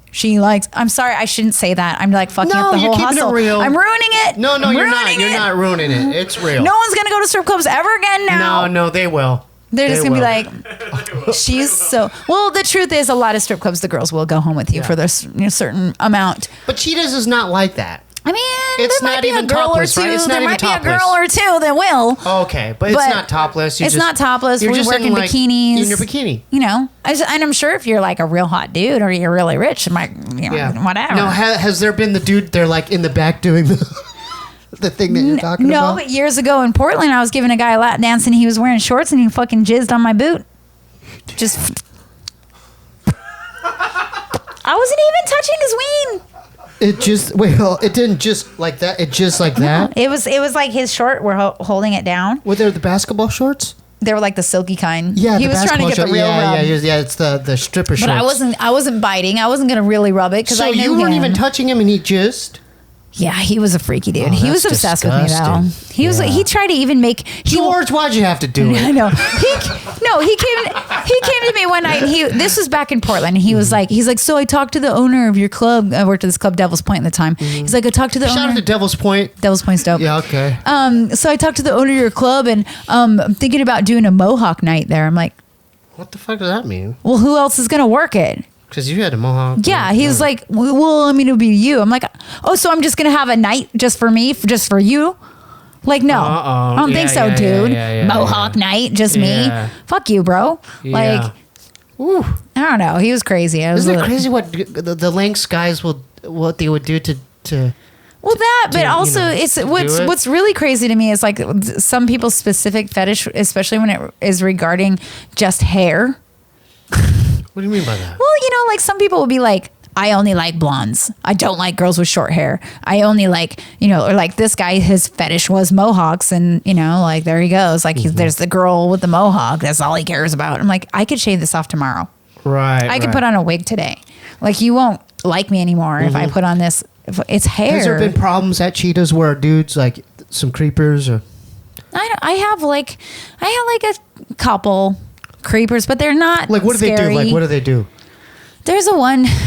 This might be too long of a story though. Oh, dude, it's cool. It's cool. We got some time, right? There's this one dude that you don't have to say his name. No, of course not. I don't know it anyway. But what does he look like? If you could imagine just a guy who probably could have been a roadie for some band in the 80s I got it right here. He's probably like 50 now. He's how old? 50, I'd say. Ooh, one of those guys. Yeah, just really, really, really burnt by the 80s, and but still thinks he looks cool. And he's still holding on to the like he's gonna tour. Yeah, and I'm his dream girl. Oh my god! And he said that, dude. Well, this is what happened. It's in his eyes. So, actually, I don't want to eat that now. Okay. So when I lived on Yucca and Cahuenga, I used to have to park on the street. And I noticed for like, I'm not even kidding, like a year, someone kept putting like a sticker, a piece of tape, and it said, I heart your van. And they do it like almost every night. And I was like, wow, obsessive. Like, cool, you like my van. I don't know who you are. And I didn't know if they even knew who I was at the time. But then one night I was like talking on the side of the street behind my van, and like the person had pulled up, got out, and was putting the tape on. And I looked over, I was like, aha, you're the guy that puts this tape on my van. And he was like, oh, hi, oh, like that's he was, his mannerism? I caught him. That was his mannerism? Yeah, he's meek. He's a meek dude. And I was like, I talked to him for a minute, and honestly, I was like, he's a nice guy, whatever. There's nothing really wrong with him. But then the next couple times he saw me in the neighborhood, he pulled up to me in his car and was like, I want to take you out to dinner sometime. And I was like, no, dude, no, it's not going to happen. And then I was dancing at Bar Sinister back then, plus Cheetahs, and he would like come in to Bar Sinister with like trying to look all vampire with the like circle glasses like the dude in Dracula wore, like the circle ones, and just like me a break. And he'd peer over them like he did in the movie, and he would just be peering and watching, and he'd never say anything to me. Damn it, George! Peering. Why'd you have to do it? Nothing. Do you have any glasses? Like nothing? Oh yeah, I had glasses. Yeah, I have the exact same pair. Here we go. Yeah, I don't wear those anymore. By the way, I don't. I don't wear them anymore. But they are a prescription. Yeah. Okay. So he'd do that just all night. Just oh my god. Just peering. And I'm just like, but his were the shaded ones. These are a little shaded. They're not. No, they were like dark. We're gonna edit this out, by the way. This part we are gonna edit out because you guys caught me slipping with my glasses. You guys caught me slipping with these. Oh my God. I don't wear these anymore though. Yeah, like, nobody's judging you. Yeah, I know, but I don't wear them. I'm just I'm letting you know I don't wear these anymore. This is like early 2000. But keep going with your story. They're very cute. Okay. It's just not cute on a creeper. Yeah. Okay. No, like the dude in Dracula that wore them was hot. Whatever. Oh, dude. Great movie. Yeah. What's his name? Gary Oldman. Gary Oldman Killed it. Dude, great actor. Love him. So anyways, no, this guy who's creeping around, and then... He's crossing the line at this point. He's crossing the line. Wait for this. Okay. So then one day, I get a call from the manager of my apartments when I lived on Jkyc Street, and he was like, hey, there's this guy. He's been knocking around on all the apartments in here looking for you. He just knocked on my door. I just want to let you know. I told him to leave, but like, he was the manager of my apartments. He's like, I told the guy, like, you can't go knocking around on doors looking for people in here. And I was like, Jesus Christ. I was like, what do you look like? And then he's like long, like, I don't know, blackish brown ponytail, hair. No, it was like free, but it's like longer hair, like older guy, glasses, Gross. like, you know, rocker looking. And I was like, oh, I know who the fuck that is. Yeah. That fucking dude. And he was in my building. He lived in your building? No, he was in there looking for me, knocking on doors. Like, dude, that's is Alice straight up here? harassment. That's crossed the fucking line. Like, that's creepy shit. So basically, I'm still getting ready for the day, cleaning my room a little bit, doing all this shit. I'm looking at him, dude. Fucking Doing George. all this shit. 2 hours later, I leave my apartment. That fucking creeper comes around the corner. Like, he waited even. How many hours? 2 hours after that incident, after my fucking manager of my apartment said something. And he goes, Alice. Like, he knew my name because I had introduced myself before. I was nice until this shit happened, until he crossed the line. I was like, it was creepy that you were watching me dance and not saying shit, but I was like letting that slide. But this, not okay. So basically, I turned around and I was like, were you just in my fucking building? And he was like, well, yeah, I was like knocking on the door. I was gonna like see if you want to go on a date. I was like, oh my God. I was like, let me tell you something. Let's imagine for a second in some alternate reality that I would ever fucking go on a date with you. Would never fucking happen. I had to be mean to him now, right? Because he did that. Did you make him cry? I wanted to. I was trying to. And I was like, let's imagine that would ever happen. You fucked that up for life by fucking trying to come find me in my building. That's the creepiest shit anyone could ever fucking do. I was like, don't ever fucking talk to me again. If I ever see you again, I'm going to stab you. I'm carrying a knife now. Like? He was scared. He was just like, because I was like really yelling at him. I was like in his face, but he wasn't that scared because he was so intent on trying to get a date with me. And then I like stormed off and I like got on my phone. I was like, I was like calling a friend, this fucking creep, that fucking motherfucker, you know, talking shit. He pulls up next to me and like tries to, no, I'm really sorry, and apologize. I was like, there's nothing. When is he gonna get the clue, man? I was like, dude, there is nothing in the world you could ever do to undo what you did. What you did is so fucking creepy that I literally will stab you, call the cops, whatever, anytime I ever see you again. You're fucking dead. He was just like, okay, and he like ran off. But I was just like, God. But he still occasionally comes to cheat us. That was years ago. That was years ago. Like, and he still comes today? Like these days? Yeah. Recently? Most recently, he I'd like to do, that'd be interesting to do a documentary on him. He's interesting for sure. That's an interesting dude. Like, but I'm still, you know what? I just don't say anything to him. I don't assume that he's there to see me because he comes like once every couple of years or something.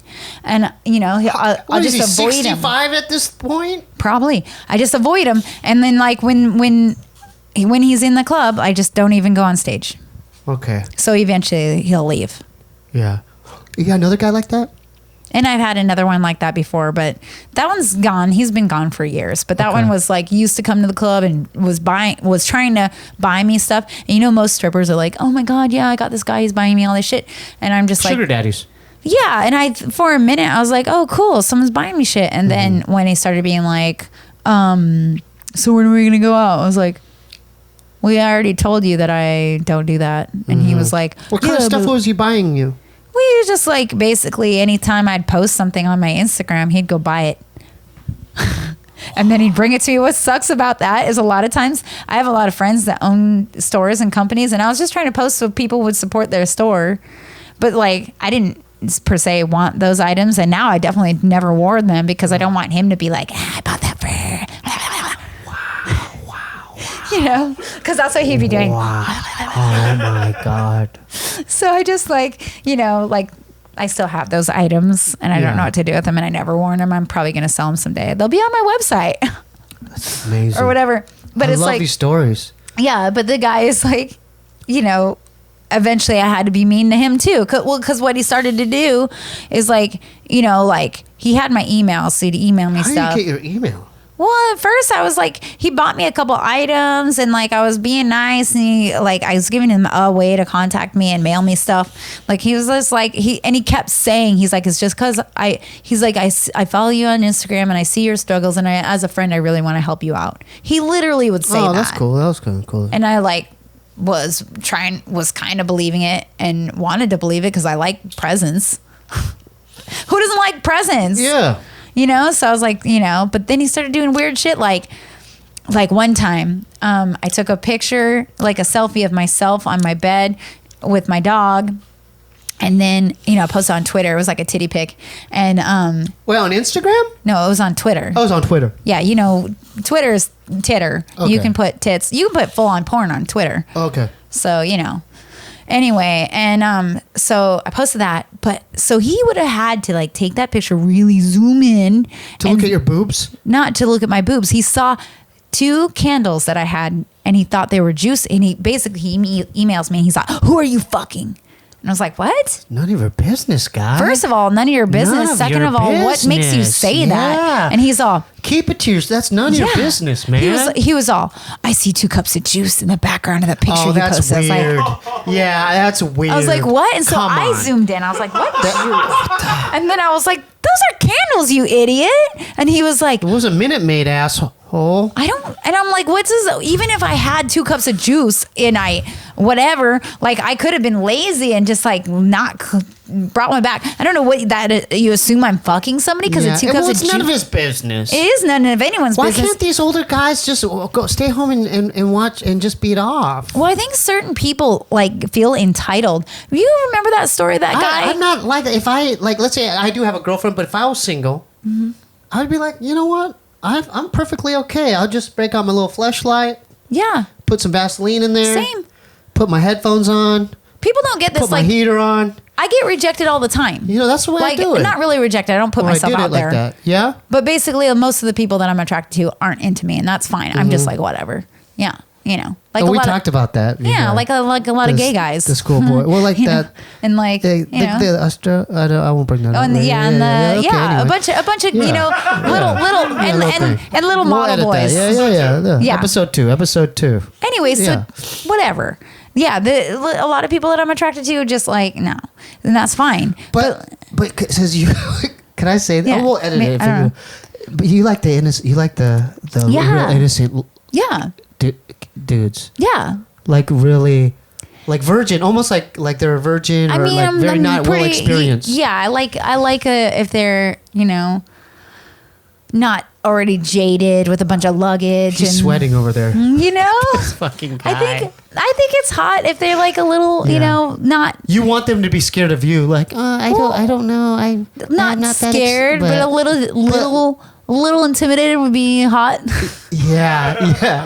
Well, no, what is that? Why? When did you start? Like, when I've did you start? always been that way. Even when you were like when I in was your a s- 20s. When I was a senior in high school, I had a freshman boyfriend and a sophomore girlfriend. Were they in the band? No, we weren't in a band. I was never in a was band. he in the band? Is who in the band? The kid that you like. Was he a band camp? Was he a band? No, Okay. no. They were just, we were all dorks. I mean, I was Yeah, always yeah, a dork, yeah, but yeah. it was like, I was always attracted to people that were like, I have a very childlike part of me as Yeah, well. Like, yeah. I maintained most of my innocence Yeah. throughout all the So shit that they I've need done. glasses? No, I mean, they could wear glasses. Yeah. It's fine. They're like, I can picture like the Harry Potter looking. Well, no, I usually like them to still be hot, but like, you know. Like the cool hair, but the like preppy kind of. Yeah, kind of like that. You like that? Yeah. No tattoos. They can have them or not. Like a polo. Tattoos don't make someone not innocent. Let me tell you, there's some innocent people with some fucking tattoos nowadays. Anyone has. Grandmas Yeah. have tattoos But nowadays. do you like a polo shirt? Or, I mean, that could be hot. yeah. I definitely like kind of like modelly looking, Guys like that. because I'm more attracted to women usually than I am men. Yeah. So like the boys I would be attracted to would be a little feminine, I would say. Oh, really? Yeah, a little, something girly about them. And the manly men that I have dated, usually if they're manly, the thing that has made it work for me is like they're like vegan or something. Oh, what? Really? Because I need the balance. They can't be just too fucking manly. Right. I don't need like that kind of like manliness. Like it's just nah. Yeah. So you like feminine kind of guys Not so it's that like, aren't tough? So I dated this guy for a year. He's totally like, in all these metal bands, total fucking, like to describe him, he was just like a fucking metal dude, Yeah. But like he was vegan. So it was like he was still that sweet. was a kicker. Yeah. You know what I'm saying? Like I like there to be some sweetness somewhere. Yeah. See, dude, you should be taking notes, man. Isn't this great? Yeah. She's like laying it all on the table, letting you know what's vegan. You know what I mean? Got to be a little feminine. It's clean cut. Yeah. You know what I mean, George? Would you freak out if George started coming to cheat us every week? Like, what if George started coming every week, just sitting in the front, like, hi, it's George. Hey, happy to be here. As long as he's a gentleman, it's fine. Yeah, you wouldn't freak out. No. But what if he started leaving you gifts? No, but this is no. I just brought you a candle. No, because that would I remember. Because that would ruin it. Because I don't like to be pursued. Okay. I don't like to be pursued. I am the predator. But would you let? Okay. Wait, I'm not a predator. Okay. I'm not a predator. I'm not. But would you let George take you out to dinner? No, I don't go out to dinner with people.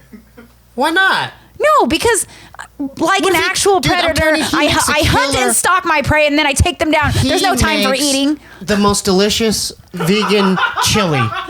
I'm telling you, I would eat it every day. Would you let him make you a bowl of this chili? I'm kind of slightly interested in this vegan chili. Dude, it is unbelievable. I mean, I do like some chili. Dude, just chili. That's all I'm asking. But I'm not going to use someone for their chili. No, you just show up with your dogs and let them serve you a bowl of this chili.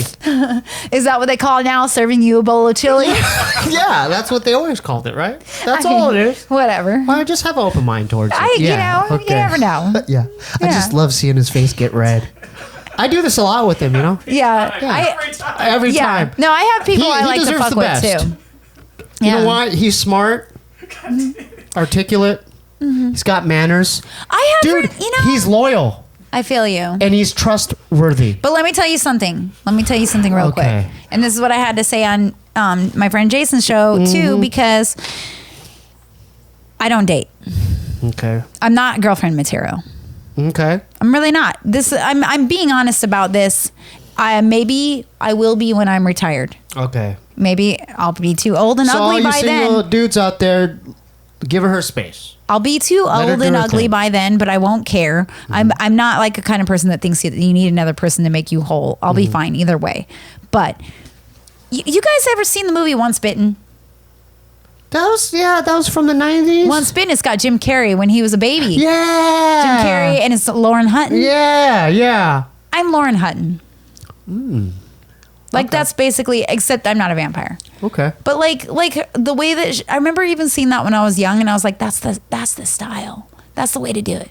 You just go out there, you meet someone, you hook up, and it's like that's it. I like that. I like the hunting. So you're a hunter. I like that. I like going out, and if I'm ever in the mood, which is once in a millennium. Yeah. Whenever it's a full moon and you'll go hunting. And I'm getting old and I need to rejuvenate myself with the blood of the youth. Yeah. Where would you go? I don't know. I'm just curious. I don't know where to go. I mean, we're on the boulevard. I literally don't. I don't go to the boulevard. You go on Cahuenga? No, none of those people are innocent. On Cahuenga? I need to go to college, I think. Oh, you would go to USC or UCLA? Probably, I don't know. Would USC be the more innocent one? I don't know. I haven't done this yet. Yeah, but so you go to college. I'm thinking that's where they probably are. Yeah. Right? I would guess Where's the young people go? I don't know where they go. That's college the thing. Parties. They're definitely not at the strip club. Those guys aren't innocent. No. Every once in a while. What's the average age of dude at the strip club? I would say we actually do get some young people in there. I would say it's like 25 to 50 or something. We actually have a lot of young, like couples go. Yeah, I get more couple dances than anything because I don't ask for dances, and couples, like women who come to the strip club, I've known throughout my 15 years of stripping, they don't really like to be asked, and they don't really definitely. You should never try to pick a girl for your girlfriend. Girls don't typically like that. All right. Like let your girlfriend pick the girl. Okay. That's always going to be the better win for. This is a good advice for you guys out there. Go ahead. If you go to the strip club with your girlfriend, let her pick the girl to do the dance with you guys because they're going to be less mad Because if you pick the girl, might be a little side eye on that. Oh, yeah. You know? Yeah, like, you acting different. Yeah, whatever you want, baby. Yeah. You know? And then she picks the girl, and you're going to win either way. You know? Is there a fee to get in there? No, it's free. It's free. It's so, free. guys, it's free. Cheetahs is free. And I love doing the couples. They're my favorite because Yeah. then I get the both. I'm bisexual, and I get both then. That's you know? best of both worlds. And also, couples do usually choose me because they can tell. Mm-hmm. They can tell I'm gonna... So what's the kicker there? They have to tip or buy drinks, right? Well, I mean, Cheetahs has like a 2-drink minimum. Okay. So people have to buy a couple drinks to sit there. But then, lap dances are only $20. If it's a couple, it's going to be 40 because per person. But no touching or none of that. I mean, we touch them, but they're not supposed to fucking, You're supposed to be respectful and like I come from Portland, Oregon, where we're fully nude, full bar, full everything. And there was less touching in Portland. Like, we didn't even, our lap dances there were like, supposed to be a foot apart, but we're fully nude and shoving it in their face.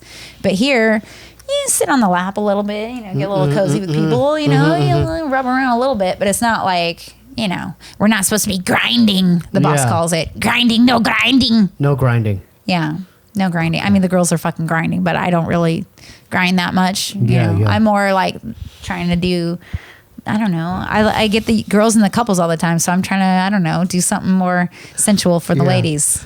I just picture ladies don't want grinding. I picture the dudes all wearing those basketball shorts. Yeah, the silky. Honestly, silky kind. I don't hate on it. If I was a dude, I'd probably do it too. You'd do it too, right? Yeah. You know what shorts I'm talking about, right, Bryce? Yeah, if I was a dude, I'd want to get a little more feeling. Yeah, here, feeling. Like, and also, honestly, and they're probably naked underneath there. Yeah, and as a dancer, I will say, like, jean pants are very uncomfortable to dance on. Yeah, so you want that. They're abrasive. Shorts. I would actually rather they wore a silky fabric. That's great. Like I said, I don't ever ask to do lap dances with people, but if they ask me, I'll do them. Yeah. And I'm not trying to get anyone off, but if it happens, I'm not going to get mad. Right. You're not intentionally trying to. You don't grind or. No, I don't grind. Yeah. I just, okay. I just do my little thing. The Cheetahs is the spot. Then so for those of you watching this, go check out Cheetahs. Even though I just said I don't grind and you won't get off, but whatever. Yeah. So we covered a lot, huh? Yeah. How long is this episode? 2 hours. 2 hours? Not there yet. Almost. Oh, dude, almost 2 hours. Did we do all our shout outs? Did you have fun? So. This was fun, right? Yeah, it is fun. You have so many good stories. Couple other shout outs. Okay, sure. Yeah, do it. I do have, my Instagram is official Mouse Mcmunn, like I said, but I also have Snapchat, and I think it's just Mouse Mcmunn. And then my Twitter is Malice666 Mcmunn. And Snapchat is great because you can see actual titties, and I post my butt almost every night. Dude, there you go. Can see a lot more of my tattoos on Snapchat. Yeah. Did you get me a present? What's that? This is a present to our P.O. box, and I want you to open it. Okay. I'm going to guess what it is, but I have to do my shout outs. I like opening. For those of you who don't know, I have a Bandcamp, SteebeeWeebieBandcamp.com. You could listen for free, or you could, you could buy a couple songs if you want. Steebee Weebie Patreon, so make that pledge, be a patron. The band I'm in, Mongchi, we're doing Grizzly Fest, May 18th, 19th. I'll get that exact date, what day we're going to be on. So go to www.grizzlyfestival.com. Support the other gaming podcast I'm on, WFE, youtube.com/worst fire team ever. Which video should they watch if they just watch one? What's the one you get mad in? We're at the raid when we're doing the raid. Yeah, so check that one out. Shout out to the new Patreons, Amber D and Luis Alvarez, and then Amber D again, Amber Dobbins, for buying some of that music. Appreciate that. So with that being said, this is the homie FANK sent this, so he's a patron, and I'll hold your mic. You gotta. I don't want to show his addresses here, so we have to hide it. Oh yeah. Okay. You. Whatever. You're gonna open it, so. Yeah. Okay. All right, Steve. Let her. I know. I just want to. He's giving it the start. I got nails. He's helping me out. The guest gets to do one I like thing, how- and you're taking the joy out of it. No, I'm not gonna look. Oh my god. Get down, Kirby. You're gonna get cut. You're gonna get cut. Open it, Steve. I've used scissors before. Okay. Oh my god. So I guess I've already I held the box. So Steve's going to guess what it is. I feel like it's some bowls. Some bowls? Yeah, like with some art on it. I'm not giving away the address, but this is where my mom lives. Really? Yeah. Not the same exact address, but it's same city. All right, so you're thinking bowls. What type of bowls, Steve? Well, maybe.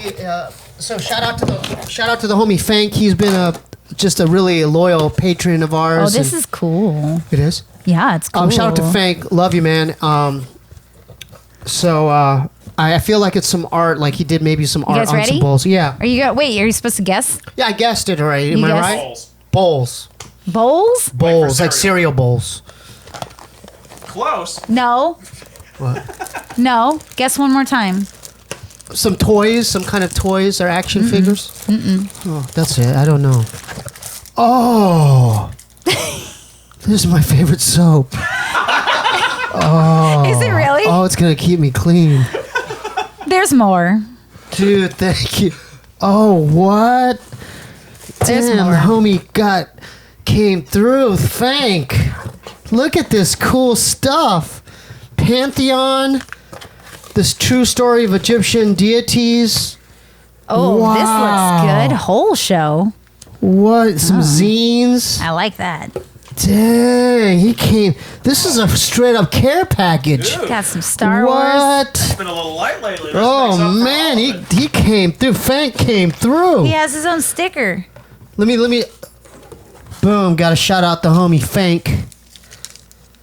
Ghostville High. Michael Jackson cards. What? Michael Jackson cards? Wacky packages, just like the one you just Look got. at this. Grossville High stickers with more. bubble gum.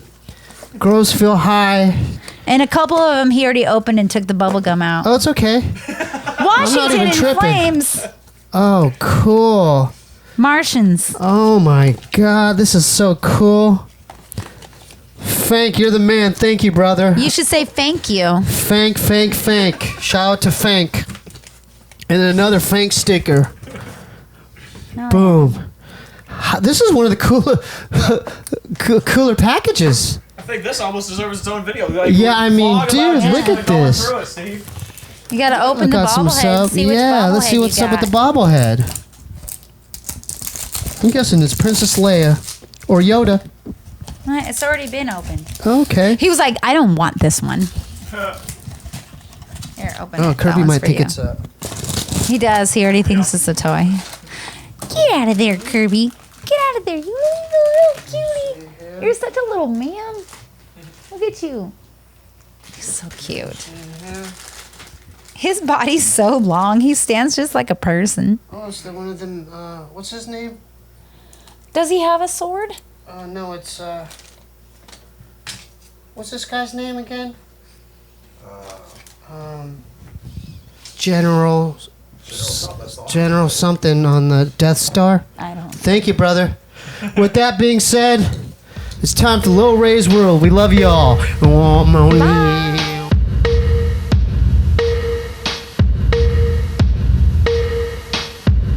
Welcome to Lil Ray's World Show. All I gotta say is kids' minds must grow. I got abducted by some aliens, dropped in snow. Whoa. Stuck into a world I do not know.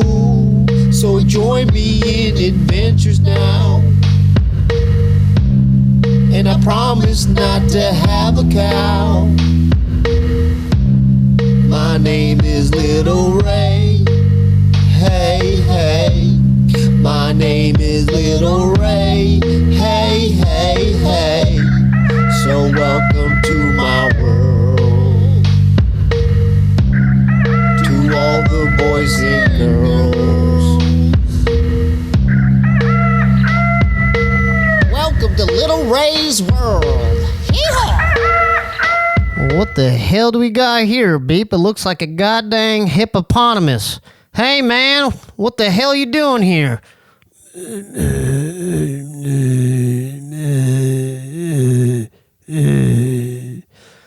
Your name was Josh Perkins, and you're a phony preacher, weren't you? And so you were illiterate. Also, you didn't know how to read, and you really like ethnic women, didn't you?